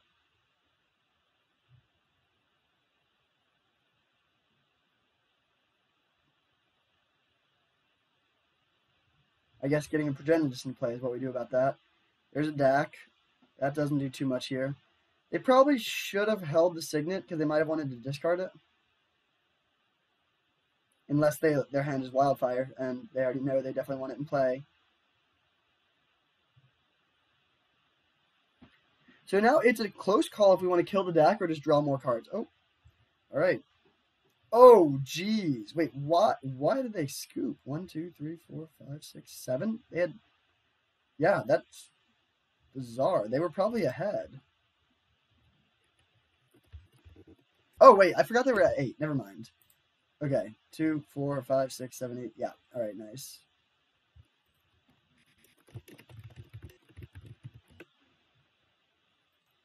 That is, I mean, I understand the impulse of wanting to reveal cards, but it's nice that we know about Ugin now and we can play around that. That's definitely a good one. So, not any real changes we can make. I mean, Ugin and Karn is sort of a nice combo because Ugin makes you want to bring in colorless things like Hangerback Walker, so you have threats to stick around. But I might have said Karn. Dak is what I meant. Ugin and Dak. But then Dak makes them bad because he can steal them. So I think we're just running this back. Trigon Predator is going to be one of our best cards in the matchup. So is Progenitus. Ugin can kill Progenitus. It's one of the only ways, but they have to plus it twice, and by that point, the Progenitus will probably have already won.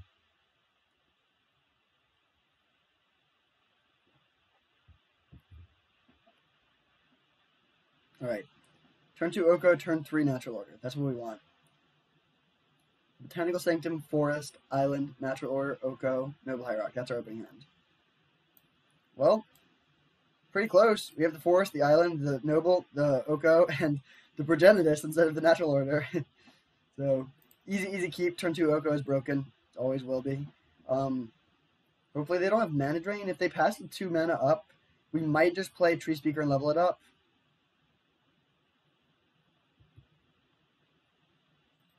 But we definitely want to lead on Noble here because we want to have the option to Oko. Hopefully they just play a Signet or something.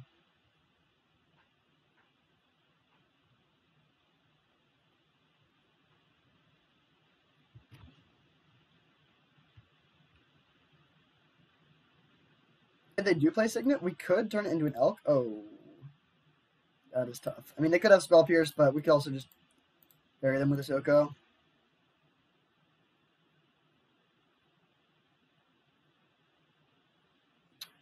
Alright, that's pretty good. That is pretty good. They could Fractured Identity it, but they're a long way away from doing that. And the Oko will pressure them pretty well. And at this point, I think we are just going to snap Elk any artifact that they play.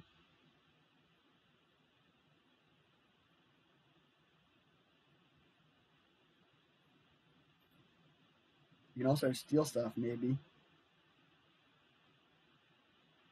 Pretty tragic that this can't steal artifacts with converted mana cost 3 or less. Oko's so bad. Really should have made this card better. Also, this should be a +3 instead of a +1.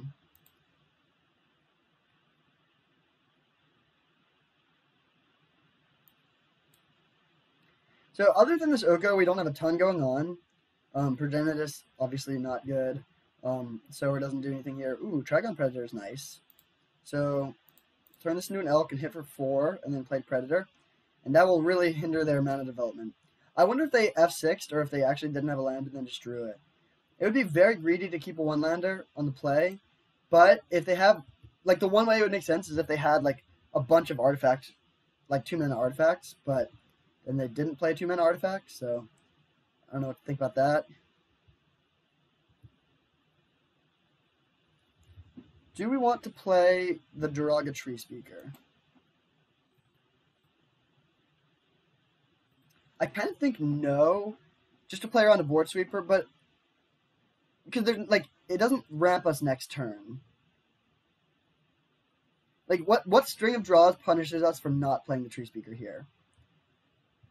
I guess if we drew like a Harmonize, yeah, we should just play the Speaker. It's also good if we draw Edric. And like if we didn't have this Oko, then a board sweeper would just be devastating, and I would be more inclined to play around it, but if we do have the Oko, like that can rebuild pretty quickly.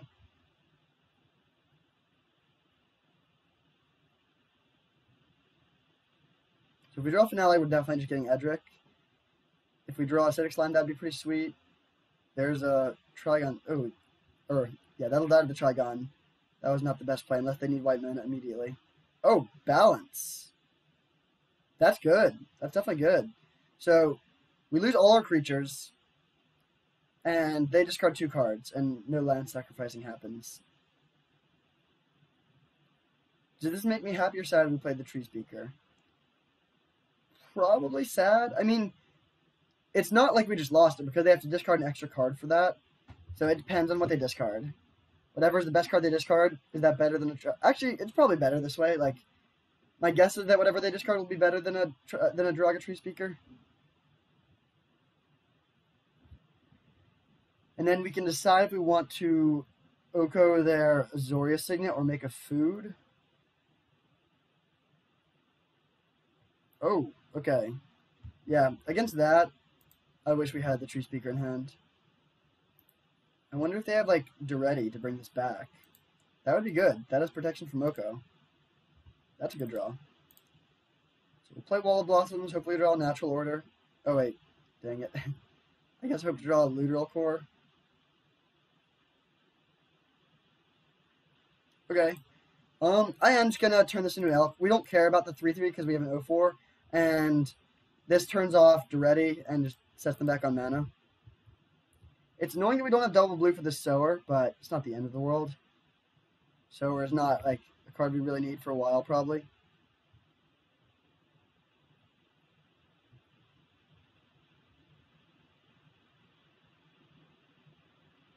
So that balance was good, but it was a 3 for 3. Like we lost 3 creatures, they lost 3 cards. The Sphinx wasn't like a real card because it honestly might be better in the graveyard. Okay, there's a Karn. That's not good.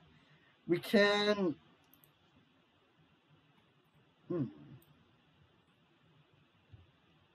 I actually think I'm gonna give them Mindslaver. They might be missing land drops, and Mindslaver is expensive, and we can turn it into an elk. Now, this if we draw an island, we can. Oh no, we can't kill the card no matter what. Upheaval. That was not a good draw. So we can steal this, but that doesn't do too much. So I think we're just gonna turn the wall into a 3/3 and attack Karn. Yeah, that seems good. We could also just make a food, but I like getting 3/3 into play now. So Cultivate would be a really good draw. Harmonize would be good. Edric would be good.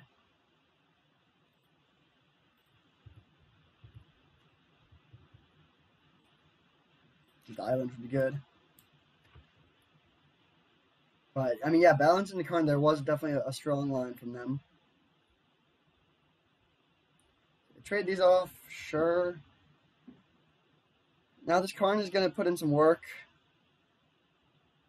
Yeah, I mean, we're behind, actually. I never would have thought we'd be behind when we had that board on turn 3, but we're behind now.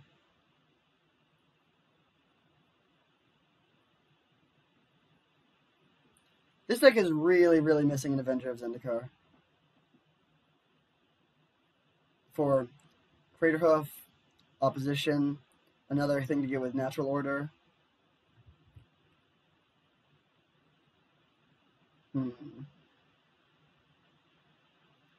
we think they're going to miss a land drop? I think I'm just going to give them the land here. Like, they might have a land in hand, in which case we definitely want to do this. And even if they don't, like, we don't want to lose our one creature here. They can attack Oko for 4 if they want, but that won't do too much.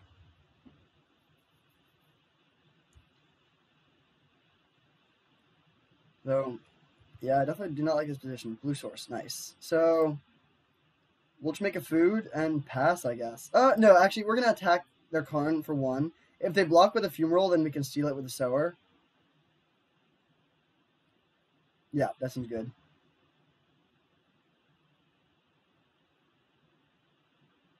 Brainstorm, okay.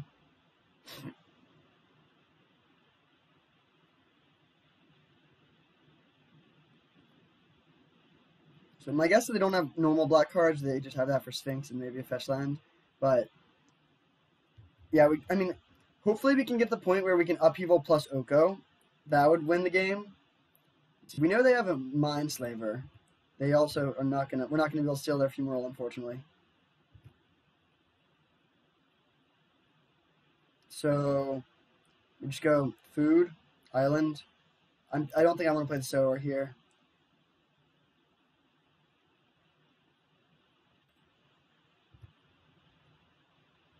We could have mana drain.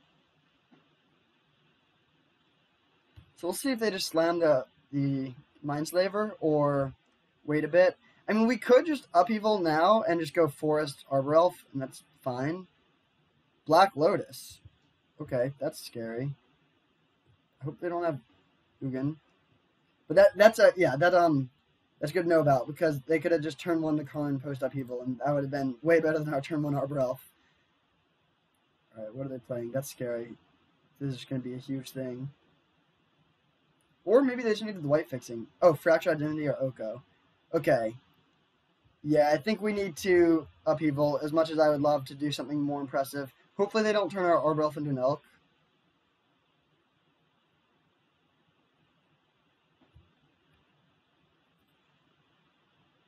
They could also get a Pyroclasm and kill our Arbor Elf that way. Okay, they didn't do that. That's good.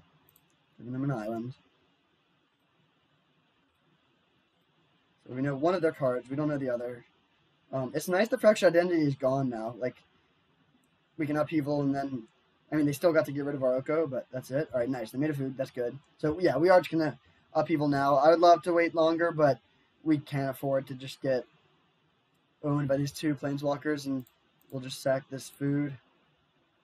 Very much doubt that it will matter, but it could, I guess. And then, yeah, hope they don't have mana drain. Cradle. Okay, yeah, that's not actually amazing, but... We're not going to play around Days. We could play a land to do that, but then we can't play land or Arbor Elf, and that's just pretty awkward. Don't mana drain me, bro. Mr. Biscuits. Sweet. Okay, so Forest, Arbor Elf. We don't even have to discard a hand size. That's a little bit sad. And yeah, I mean, we don't have anything going, but crucially, now they don't either. And they probably can't do anything for a while. They didn't have any signets or anything that they picked up. Alright, so they just go to discard. We'll see if they keep the Karn or pitch it. I'll probably keep it.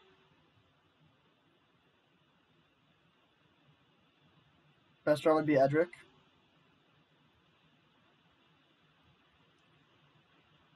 We have drawn Progenitus a ridiculous number of times.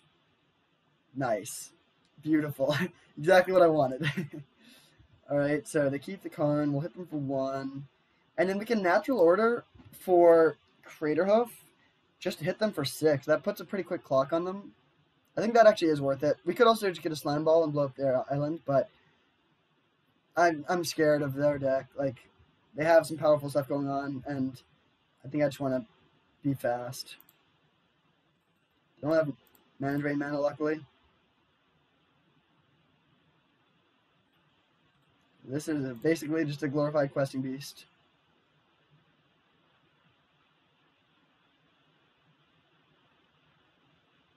Yeah, that's the pick. So hit them down to 7.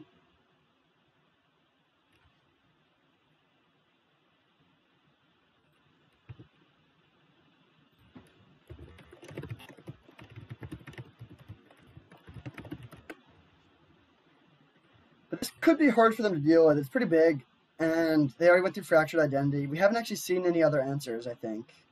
I mean, they could do something and get back to Sphinx, which would definitely win the game, but they could also just die in 2 hits. Okay, let's see what this is. 3 mana. I guess they could copy it. They got back Black Lotus. Okay. That's scary. I mean, we'll see what they do. They still have Mindslaver in hand. They have the Mindslaver Academy combo, so that's cool. Our opponent's deck is really nice. I like it a lot. Some really powerful cards. But hopefully this Craterhoof will be enough. I mean, I'm a little bit doubtful, because if they couldn't win with this Black Lotus on top, they wouldn't have put it on top. Like, they would have just... Oh, we should have played Sower there. That was stupid.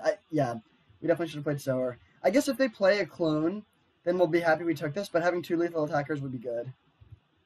They can't play Ugin this turn, unless they have a Mox too. But I don't think they have a Mox. They would have probably played that and not discarded the hand size. I mean, they could just bounce it. There's a lot of... Oh, Time Walk. Oh, no. Now they're going to... Okay. Oh, wait, no. Ugin doesn't actually deal with Craterhoof, because it has a converted mana cost of 8. Well, they got some powerful stuff. Black Lotus, Time Walk, and Fractured Identity. All 3 cards that are in my top 10 list. Or, in my top 50 list, they're all in the top 10.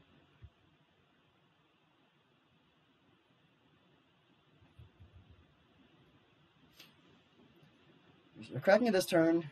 See what they play. I mean, hopefully it's just a Karn. If they play Karn and make a Construct, and the next turn make another Construct, on board they could survive, double chump block and go to 1. But, because we have the Sower, they wouldn't actually survive. They could also play another artifact. The worst case scenario would be Mind Control, or Treachery, I guess. We could steal it back. Actually, yeah, maybe that's not the worst case scenario. We'll see. Now, they do get an extra turn, but they only have up to 5 mana on that turn, which is not too bad. Okay, that's odd. Why? Yeah, that doesn't make sense. Why do they sack the Lotus and then just get it back? They should have just not sacked it. Yeah, they spent 3 mana to get it back. That definitely was a misplay on their part. They might have. Yeah, I don't really know what happened there.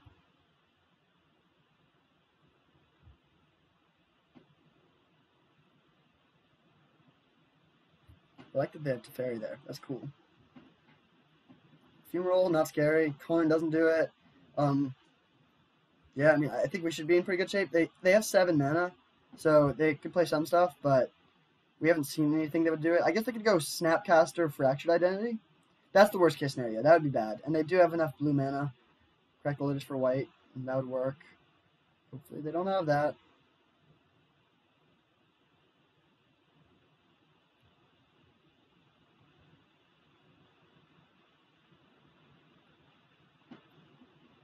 The suspense. Do they have Snap or something else like that?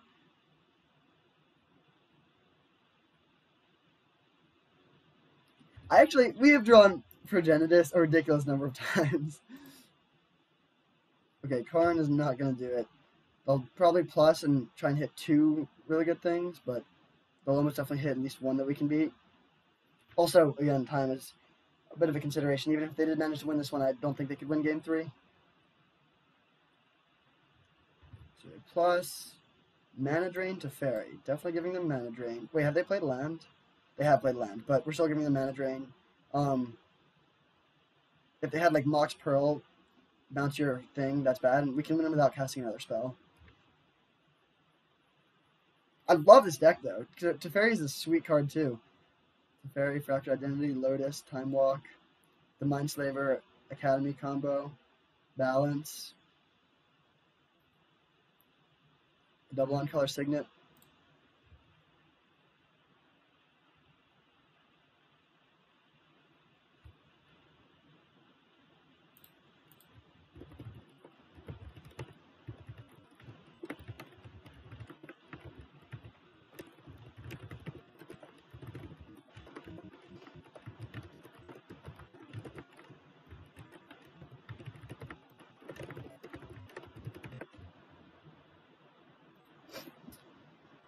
All right, 2-0, pretty sweet.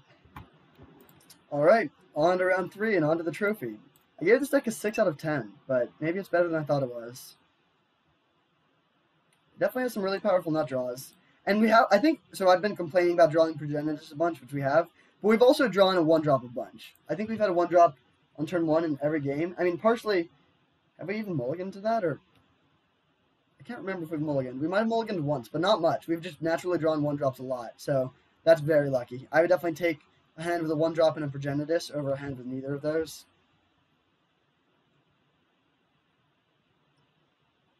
Is there any card in our deck that we have not cast?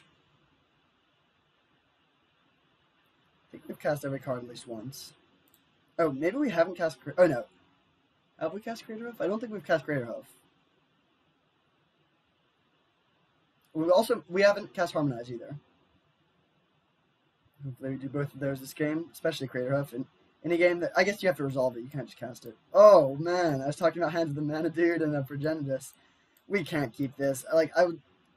Cradle and Noble Hierarch on 1, like, it has some good stuff going, but we just can't keep a hand like that. Ooh, this is amazing.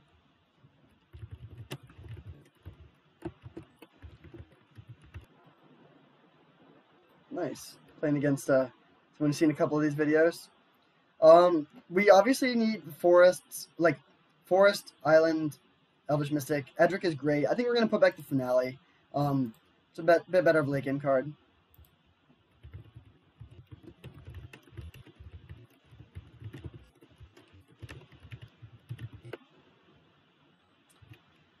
So, Black-Red is good at killing 1/1, so that's a bit scary. There's a million cards they could have that would kill this, and that would be sad. Like, playing turn 2 Oko would be pretty brutal, or like pretty brutal for them, but that might not happen.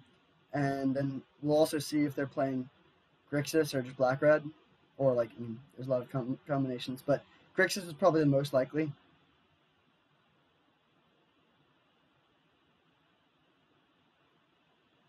Yep, Grixis. There's the island. Don't kill my dude. Don't kill my dude. Signet, sure. So I think I'm just gonna make a food rather than turning this into an elk. The upside of just getting to hit with two Edric things is really high, and also they're playing red, so if they just like the times when you want to turn this into an elk, or when you can just like take the hit for 3 and then just like make more elks and invalidate the creature, but they could just play a burn spell. Oh, whoops. Like if they just played Bolt and hit Oko for 3, that would be really brutal. So we'll do this. I mean, we could get punished. They could just play Tinker and put an Inkwell Leviathan, and we'll wish that we had dealt with that as at Signet, but not going to play around that. We're just going to play to our own cards and hope to draw 2 cards next turn.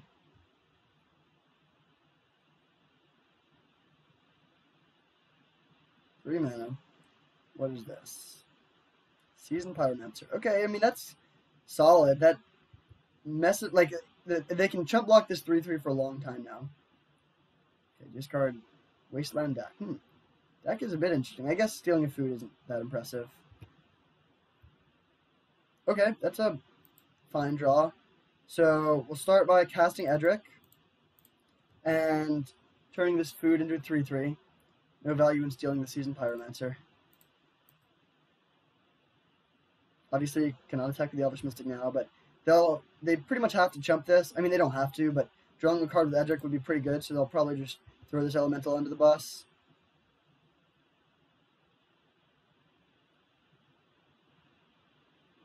Yet to be seen if they're blue-red or if they're like actually playing black.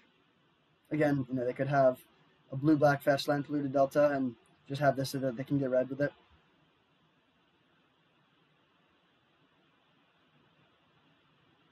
They could also just double block to kill this elk, or yeah, that's probably a good move, honestly.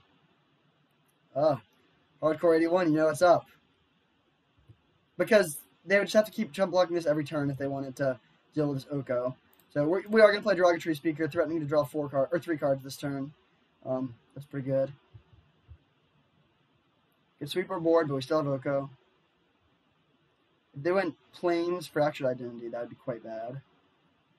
They could go Kolaghan's Command, bring back Seasoned Pyromancer to kill Edric. That would be good. Oh, they just concede. Well, that was early, but I understand the feeling. Like, Oko is just so oppressive, and if you know your deck doesn't have good answers to it, like if you know you don't have Hero's Downfall or whatever, then like how can you ever deal with this? It has so much loyalty, and yeah, that's a bummer though. Like Oko is just so dumb. Okay, so they got Dak, Seasoned Pyromancer. We haven't seen much of their deck. I definitely do think we want to keep in the Trigon Predator.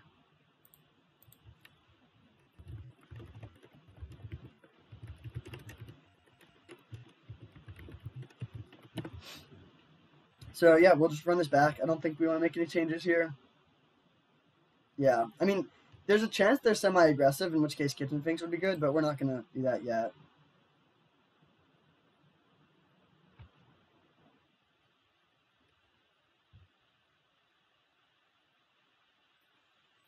Hopefully we can keep the 1-drop train coming.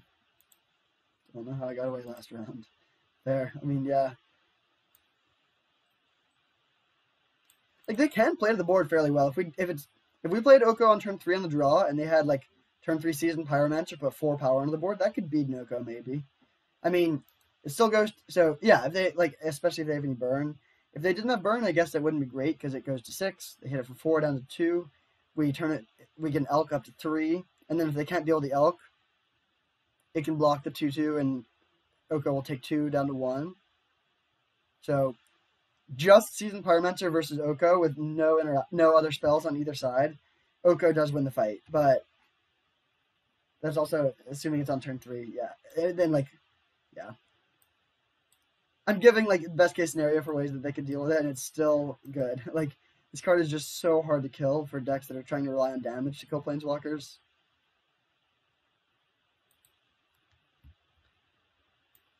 Okay, no 1-drop, but this is definitely a keep still. Like if they're playing combo or hyper aggressive, this could be a mulligan since it is bad not to have the 1-drop. But we have Oko, we have lots of card draw, including card draw that will help us hit that land. Okay, we got the land. Normally, I'm not a fan of playing around Wasteland, but this is a case where we definitely do want to because we can do it with no cost, and we know they have it, and we don't have a 1-drop, and they're on the play. Like, this is a situation where Wasteland would actually be quite good. Port. Okay, so they have the mana denial plan. There's a Signet. Would we rather play a Wall of Blossoms or a Looteril Core? I think a Wall of Blossom. It's really close, actually. I think. All of our cards are good. I don't want to discard any of these cards.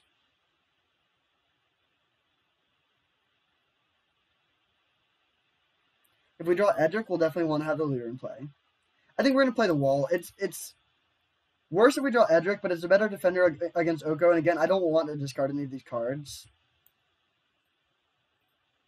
If our hand was trash, like if we had like Progenitus, for example, we would play the Looteril Core, but that is not the case. So they can play a 2-drop and then tap down a land, which would be a bit unfortunate. Okay, they're tapping. All right, nice. Playing around the wasteland worked, and now we can get our Oko down. And yeah, that's I feel bad for our opponent since they've just played so many Okos, but I'm not gonna not play it. So we can play this, turn our wall into a 3/3, and hit back down to 1. And we are going to play the Sanctum, even though they can kill it. Once we have the Oko down, that's not as bad, and still like a 1-for-1 trade, and we want to... I mean, I guess now that drawing a land could change that, but I still think we want to just get this... We're going to be using all our mana every turn. Oh, that's so bad. Bro, why?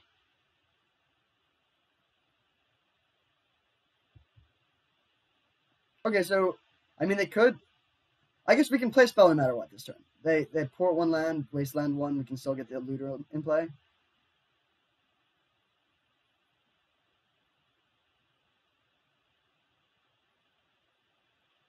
Good to know about Spell Pierce. We'll be able to play around that going forward.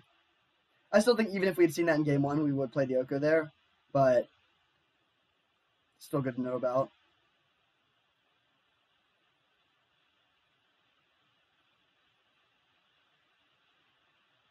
We're behind here. Like, we don't really have anything going on. Treasure Cruise. Okay. I mean, they're really doing it. Like, this is a really strong start. Also, given that we drew a couple lands that we could have discarded, and they played a DAC, we would have preferred to have the Looter in play. Doesn't matter which one they tap, but it'll be interesting to see which one they're more afraid of. Forest, okay.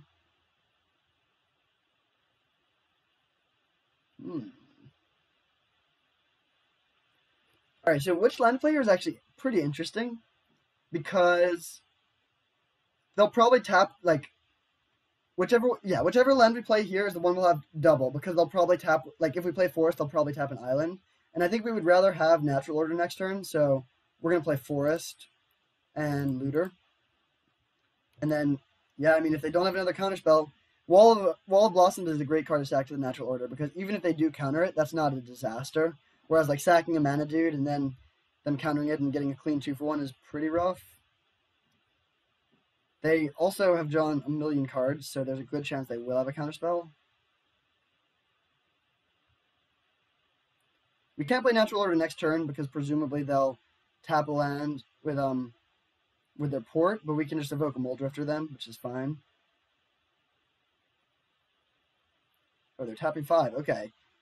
Bribery. No! Are you kidding me? Wait, that sucks. We were going to get Progenitus next turn, but instead they get it this turn. That is brutal. Well, I mean, yeah, I can't imagine they get anything other than that. Yep. So, yeah, we can't sour that. Our plan now is to get... Ooh, well, we're a long way away from that. Our plan now is to have a lethal Craterhoof next turn, I think, and just hope they don't have a counterspell. So, let's see. If we played Sower and just didn't steal anything, and then next turn drew land to play around their port and got to play our Natural Order, we would hit for... We'd have 3 creatures in play, so 9 points of pump, 10 from the Looter, 11, 12 from the Sower. We'd hit for 17. Oh, that's brutal. So actually, that matters a lot. If they were at 17, I think we would just play the Sower, but because that doesn't work, we're just going to play Harmonize. And how do we win, though? Like, how do we ever beat this Progenitus? We can't get to Upheaval in time. We don't have any life gain. Oh, we have Primal Command. So I guess that's our plan. Primal Command, gain 7 life, and I don't even know what else. But we are, yeah. I mean, I guess we could hope that they pay a life for something, but I think we should just harmonize. But that's really bad. Bribery is so good. And so good against... Oh, wait! I forgot that we were hitting them for 1. Dang, that was so bad. I still think we're going to lose because they... And yeah, we were going to draw a land next turn. Yeah, we would have had lethal. Bummer. Yeah, I think I just blew this game. I mean, there's a lot of things they could do. If they have a kill spell, if they have a counter spell, if they have a way to disrupt my mana more, if they have a time walk. There's lots of things that they could do that would make us lose, but we could have won. Or we could have at least had an out to win. Also, just playing literally any blocker, just preventing 1 damage would do it. And they have a DAC and 7 cards now. I mean, they'll go to 5 soon, but... Oh, and Season Pyromancer. So yeah, we actually still would have lost, I think, but we guarantee lose this way, and that gave us a chance. So we should have done that.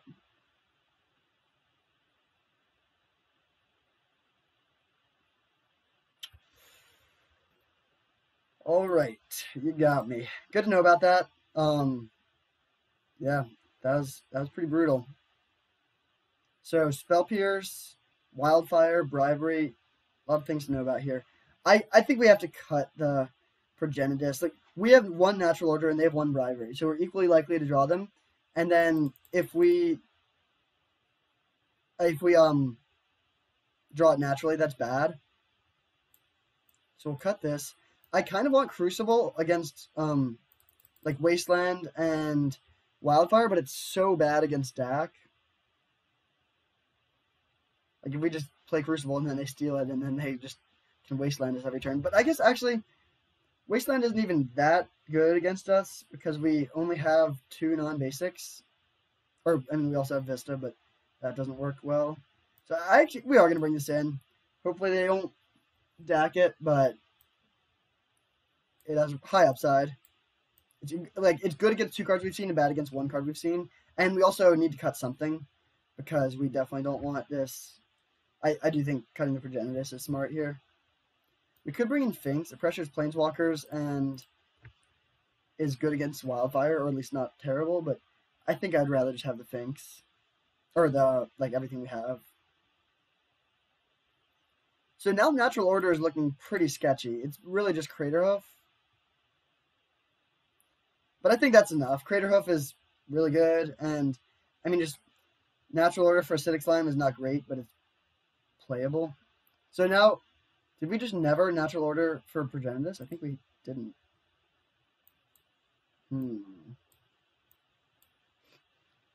This hand is pretty bad. Yeah, I think we can do better. Okay, we will keep this. No plays in the first 2 turns is bad, but we have a bunch of good 3 and 4s, and I think this is better than the average 5. So we'll put back the Tooth and Nail. Really hope we can win this to get that trophy. Don't think it really matters what we're lead on. I mean, they could have Strip Mine, but I doubt they would just strip our forest here, and we haven't seen a Strip Mine. Lavamancer. Okay, that's fine. That's good in our deck, against our deck in general, but it does not match up well against our hand. Ooh, okay. Gotta draw that land. So we have 15 lands out of 32 cards, since we know we're not drawing Tooth and Nail. Come on, land. Any land in our deck would work. Brutal. Alright, that's probably the end. If we could, if we had an opportunity, we had a window to resolve Oko there. Now they have Spell Pierce up, and yeah, that was bad. Obviously, yeah, we're almost definitely dead now. Bummer. I wanted to get the trophy, but can't do it every time, I guess. There's a Chalice for 2. Trigon Predator would be really good. They also play Wildfire, so if we do finally get stuff, then they can just Wildfire us. Land. Nice. Okay, that's a start. So, would we rather play a Trigon Predator or an Oko? Trigon Predator is super good. But if they have Wildfire this turn, we definitely would want Oko. I think we should get the Oko in play, especially given how early they scooped to it last time. So we're going to make a food token here. It's sort of funny that this could be an elk with 2 charge counters on it, but yeah, against what they're doing now, we got to start doing our own thing. Like, if we turn the Chalice into an elk, they can hit the Oko down to 1, and, like, if they have a burn spell, kill them. And now Wildfire is just not that impressive. Like, yeah, they have a big mana advantage, and we're a long way away from doing anything, but the Oko can just win on its own. So they hit Oko for 1. Do we have? Yeah, I guess we wouldn't want to play Taiga because of Wasteland, but it's sort of cute how we could steal this with the food and then actually have a red source off of this Verdant. If they didn't have Wasteland, we should play the Taiga. Okay, no play. That's good. Land. Nice. So we're going to just turn this into an elk and hit for 3 to start. We could also just go for the natural order, but if we had the Progenitus, but I don't think that's where we want to be. We could also opposition and tap something in their upkeep, but I'm not banking on any spells we cast this turn resolving. We're going to cast Harmonize. I guess we could just cast Trigon Predator. Yeah, never mind. We are going to play Trigon Predator, even though it's less mana efficient. In this case, we shouldn't have cracked the Prismatic Vista. We wanted to leave the land in the deck. But I forgot that their counterspells didn't work on the Predator. The counterspell we've seen doesn't work on Predator, but does work on our other cards. Fire Oko for 2. Okay. If they have another burn spell, then they could play it on Oko and then use Grim Lavamancer to finish Oko off. But also if they do that, then we're just going to untap with Trigon Predator. Probably. Uh-oh. A lot of mana here. 7 mana? What is this? Oh, Bonfire for 3. Wow, that's really good. Yeah, that kills all of our stuff. Alright, that's bad. As it turns out, we wish we had made a food. I think we took the right line, but good play from our opponent. They're down to 2 cards, though, and we have a bunch of cards, including cards that draw cards. So, like, a Wildfire will be very devastating, but if they don't have a Wildfire, I think we're in a reasonable position. So, we're just going to use Primal Command here, set them back on mana a bit, and find a Acidic Slime, I think. And I'm going to hit this because I don't want them to just recast Everflowing Chalice bigger. Either way, they have enough mana for Wildfire.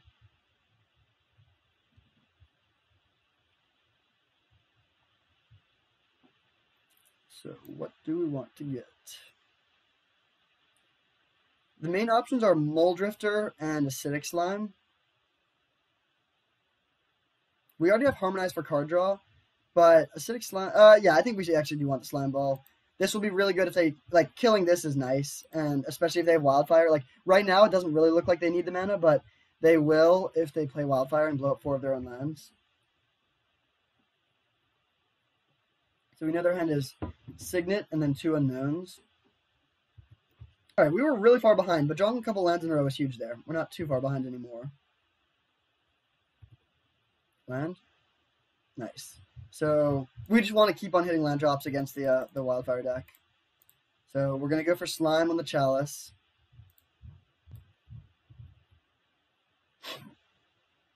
And now probably Harmonize next turn. Opposition doesn't do too much right now. Our hope is to Harmonize and then draw some mana dorks, and then the turn after Opposition and have enough to start tapping stuff down. Grim Lavamancer can deal with some of our creatures, which is annoying with Opposition, but only 1 right now. And Harmonize will do some stuff. It looks like they're killing the Slime Ball. That's fine. I mean, it's good. Like, Opposition Slime Ball, we did want the creatures, but... Ooh, that is sweet. Hopefully they don't have Dak. Although they would have definitely played it by now if they did. Yeah, that was probably our best draw, actually. Really happy. I mean, Progenitus could have been good too, but this Crucible is going to be quite good. Harmonize. Wow, missed our 3rd land drop, but now we have Infinite Land. And Natural Order is horrible. Acidic Slime is gone. It literally has to get a 3-drop. I think. I mean, yeah, no Progenitus, no Hoof, no Slime, no Fours. Yeah, and you could get Edric. Can't even get Trigon Predator. So Natural Order is just a brick, but that's fine. Crucible is very much not a brick. Uh-oh.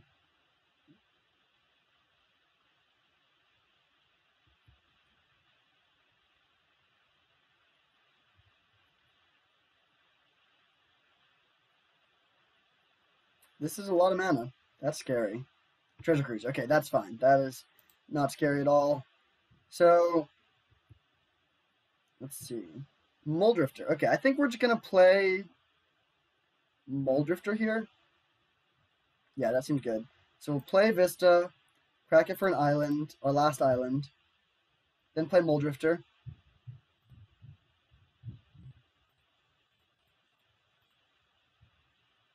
We don't have enough mana for opposition, so we're just going to leave up double green. Since we could draw like 2 1-drops or something.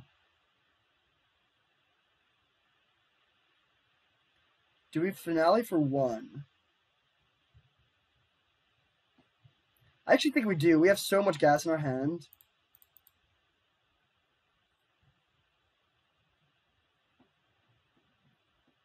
And now, do we want to get a Noble Hierarch or a Duraga Tree Speaker is the question. And it's close.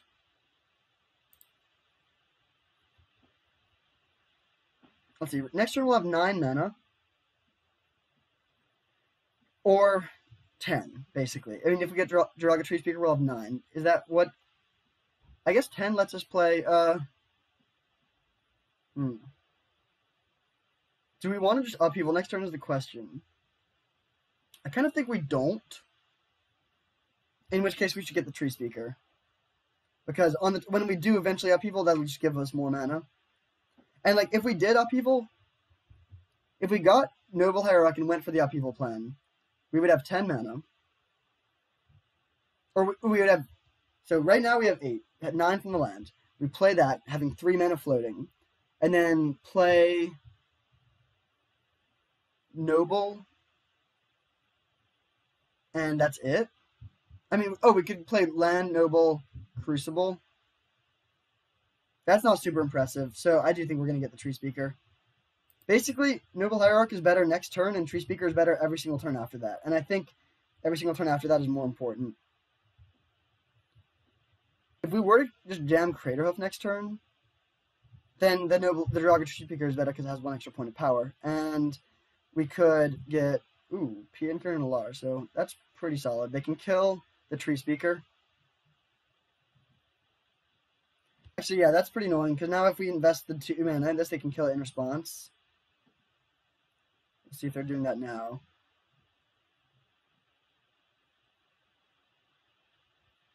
Duretti. That's pretty good. They will probably kill our Crucible, I would imagine, sacking maybe the Signet. Or they're killing Muldrifter. Okay, I guess that makes... no, that doesn't really make sense. I think they should have killed the Crucible there. So they do have up Grim Lavamancer activation.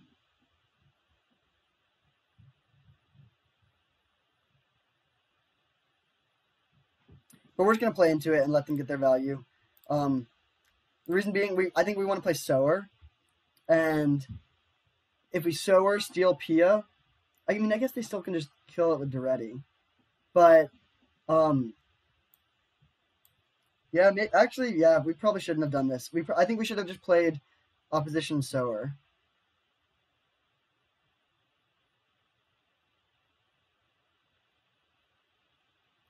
Exile those 2 cards, kill the Tree Speaker.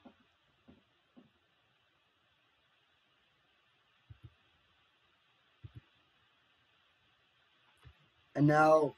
whatever we Sower, they can just steal. I don't think we want to keep on playing lands from our group. Well, let's see.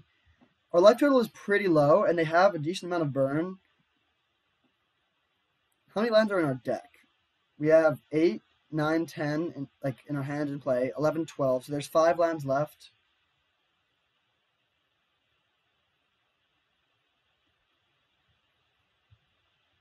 Yeah, I think I'm actually just going to play land from hand here. Preserving the life is slightly valuable, and if we are going for the upheaval, which I think we are going to do soon, um, then we don't actually want to have no lands in our deck. Well, no, actually, sorry, we are actually going to do this. Thinning the land out of the deck is potentially valuable. We'll have plenty of lands in hand with this upheaval, and upheaval also might get countered. Well, oh, this is close. Does it change their clock? Next turn they're hitting for 4, we go to 8. They can sack 2 things, put us to 4.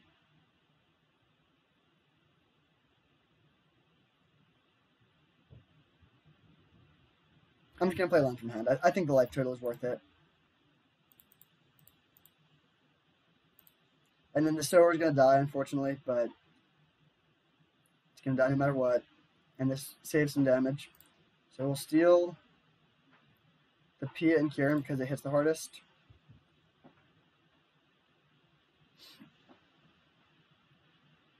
We're low on cards in library. And just like win conditions. We really don't have many win conditions in this whole deck. And then when you take out the Progenitus, we have way fewer.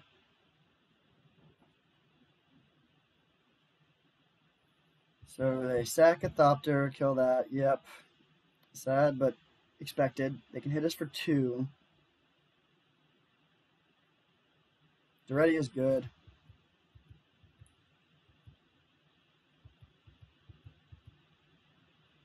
So, yeah, I mean, we really don't have a good play lined up at all here. And that does not help at all. Jeez, are we just going to play Craterhoof and attack Duretti? That's so unimpressive. Opposition with no creatures doesn't do anything, obviously. Yeah, I think I am just going to do that. Rough. Let's see. 8, so we'll play a Forest to play around Mana Leak. Or Cryptic, Mystic Confluence, although if they do have Mystic Confluence, that's very bad. Oh, wait. I miscounted. But it still plays around Miscalculation. Like, basically, there's like Daze, Miscalculation, Mana Leak, like lots of counter unless you pay X. So if you're worried your opponent might have that, just no matter how many lands you have, it's always good to just have more, pretty much. So we kill their Duretti. And I wouldn't have done this if we didn't have Upheaval, but because we really want the cast trigger from Craterhoof. They could kill it now, which would be a little bit awkward, but I think this is what we want to do. And then, yeah, this is dicey because like our best option is to go Upheaval, some dudes, and opposition, but Grim Lavamancer can churn through all our dudes and do it at instant speed, and we'll fuel it by making them discard a bunch of cards.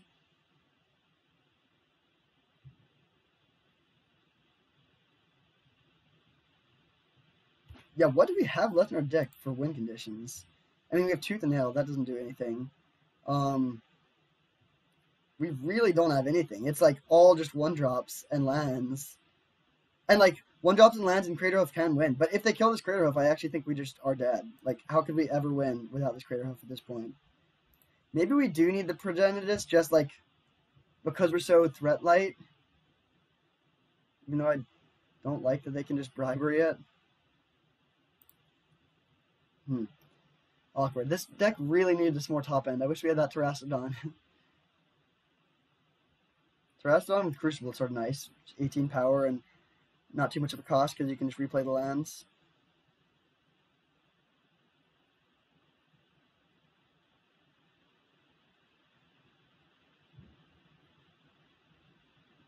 It would be pretty funny if they played Bribery and got, like, Edric. I guess Edric would actually be pretty good for them here. So hit us for 4. Alright, our life total is quite low now. They could just kill us with a Mystic Confluence. I think we are just going to go for the upheaval this turn. Don't have Mystic Confluence, please. Okay, not Confluence, but still scary. Hopefully it's something that upheaval is good. Okay, we go to 3. Oh man, that Grim Lavamancer is going to kill us, isn't it? Our Primal Command is gone. Yeah, we're dead. Sad.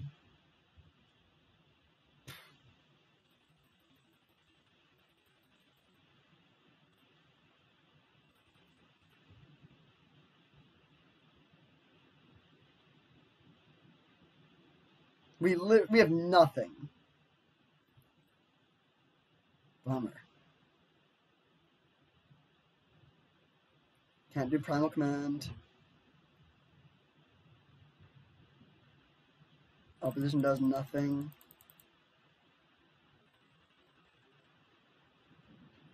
I mean, we could play Cultivate and get the last 2 lands out of our deck. We could play Opposition, which does nothing.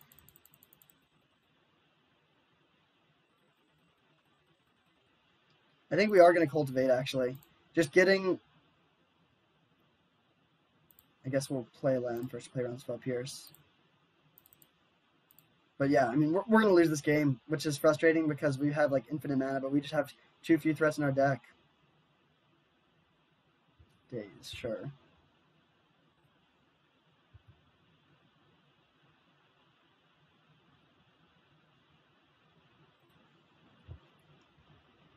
Yeah, I mean, like, the way we could win is if we just played a bunch of 1-drops, and then,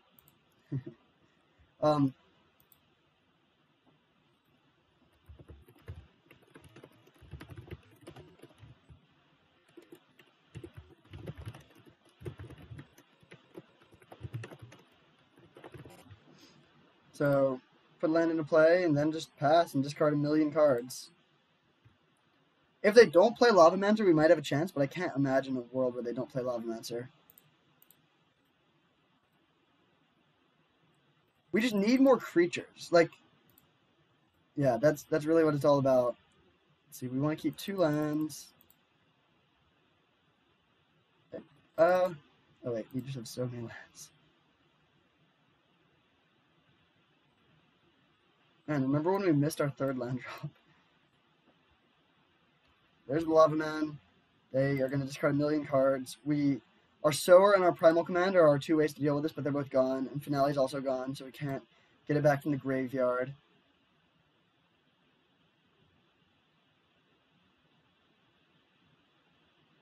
Yeah, I don't think that there's anything we can do, unfortunately. There's Edric. Sure, I guess I'll play Edric, but it's not going to do it. I mean, like, if they shoot the Edric, well, yeah, even if our life total was at 20, we still couldn't win because they could just keep on Lavamancer all of our dorks. Wasteland, yeah. Yes. Probably would have been better actually to play another land just because we know we have infinite mana either way.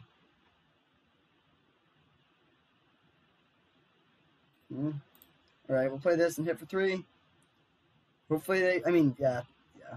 There's nothing we're really hoping for. Hopeless, sadly. Cool deck, though. Not the best ever, but we did some powerful things, and 2-1 isn't bad.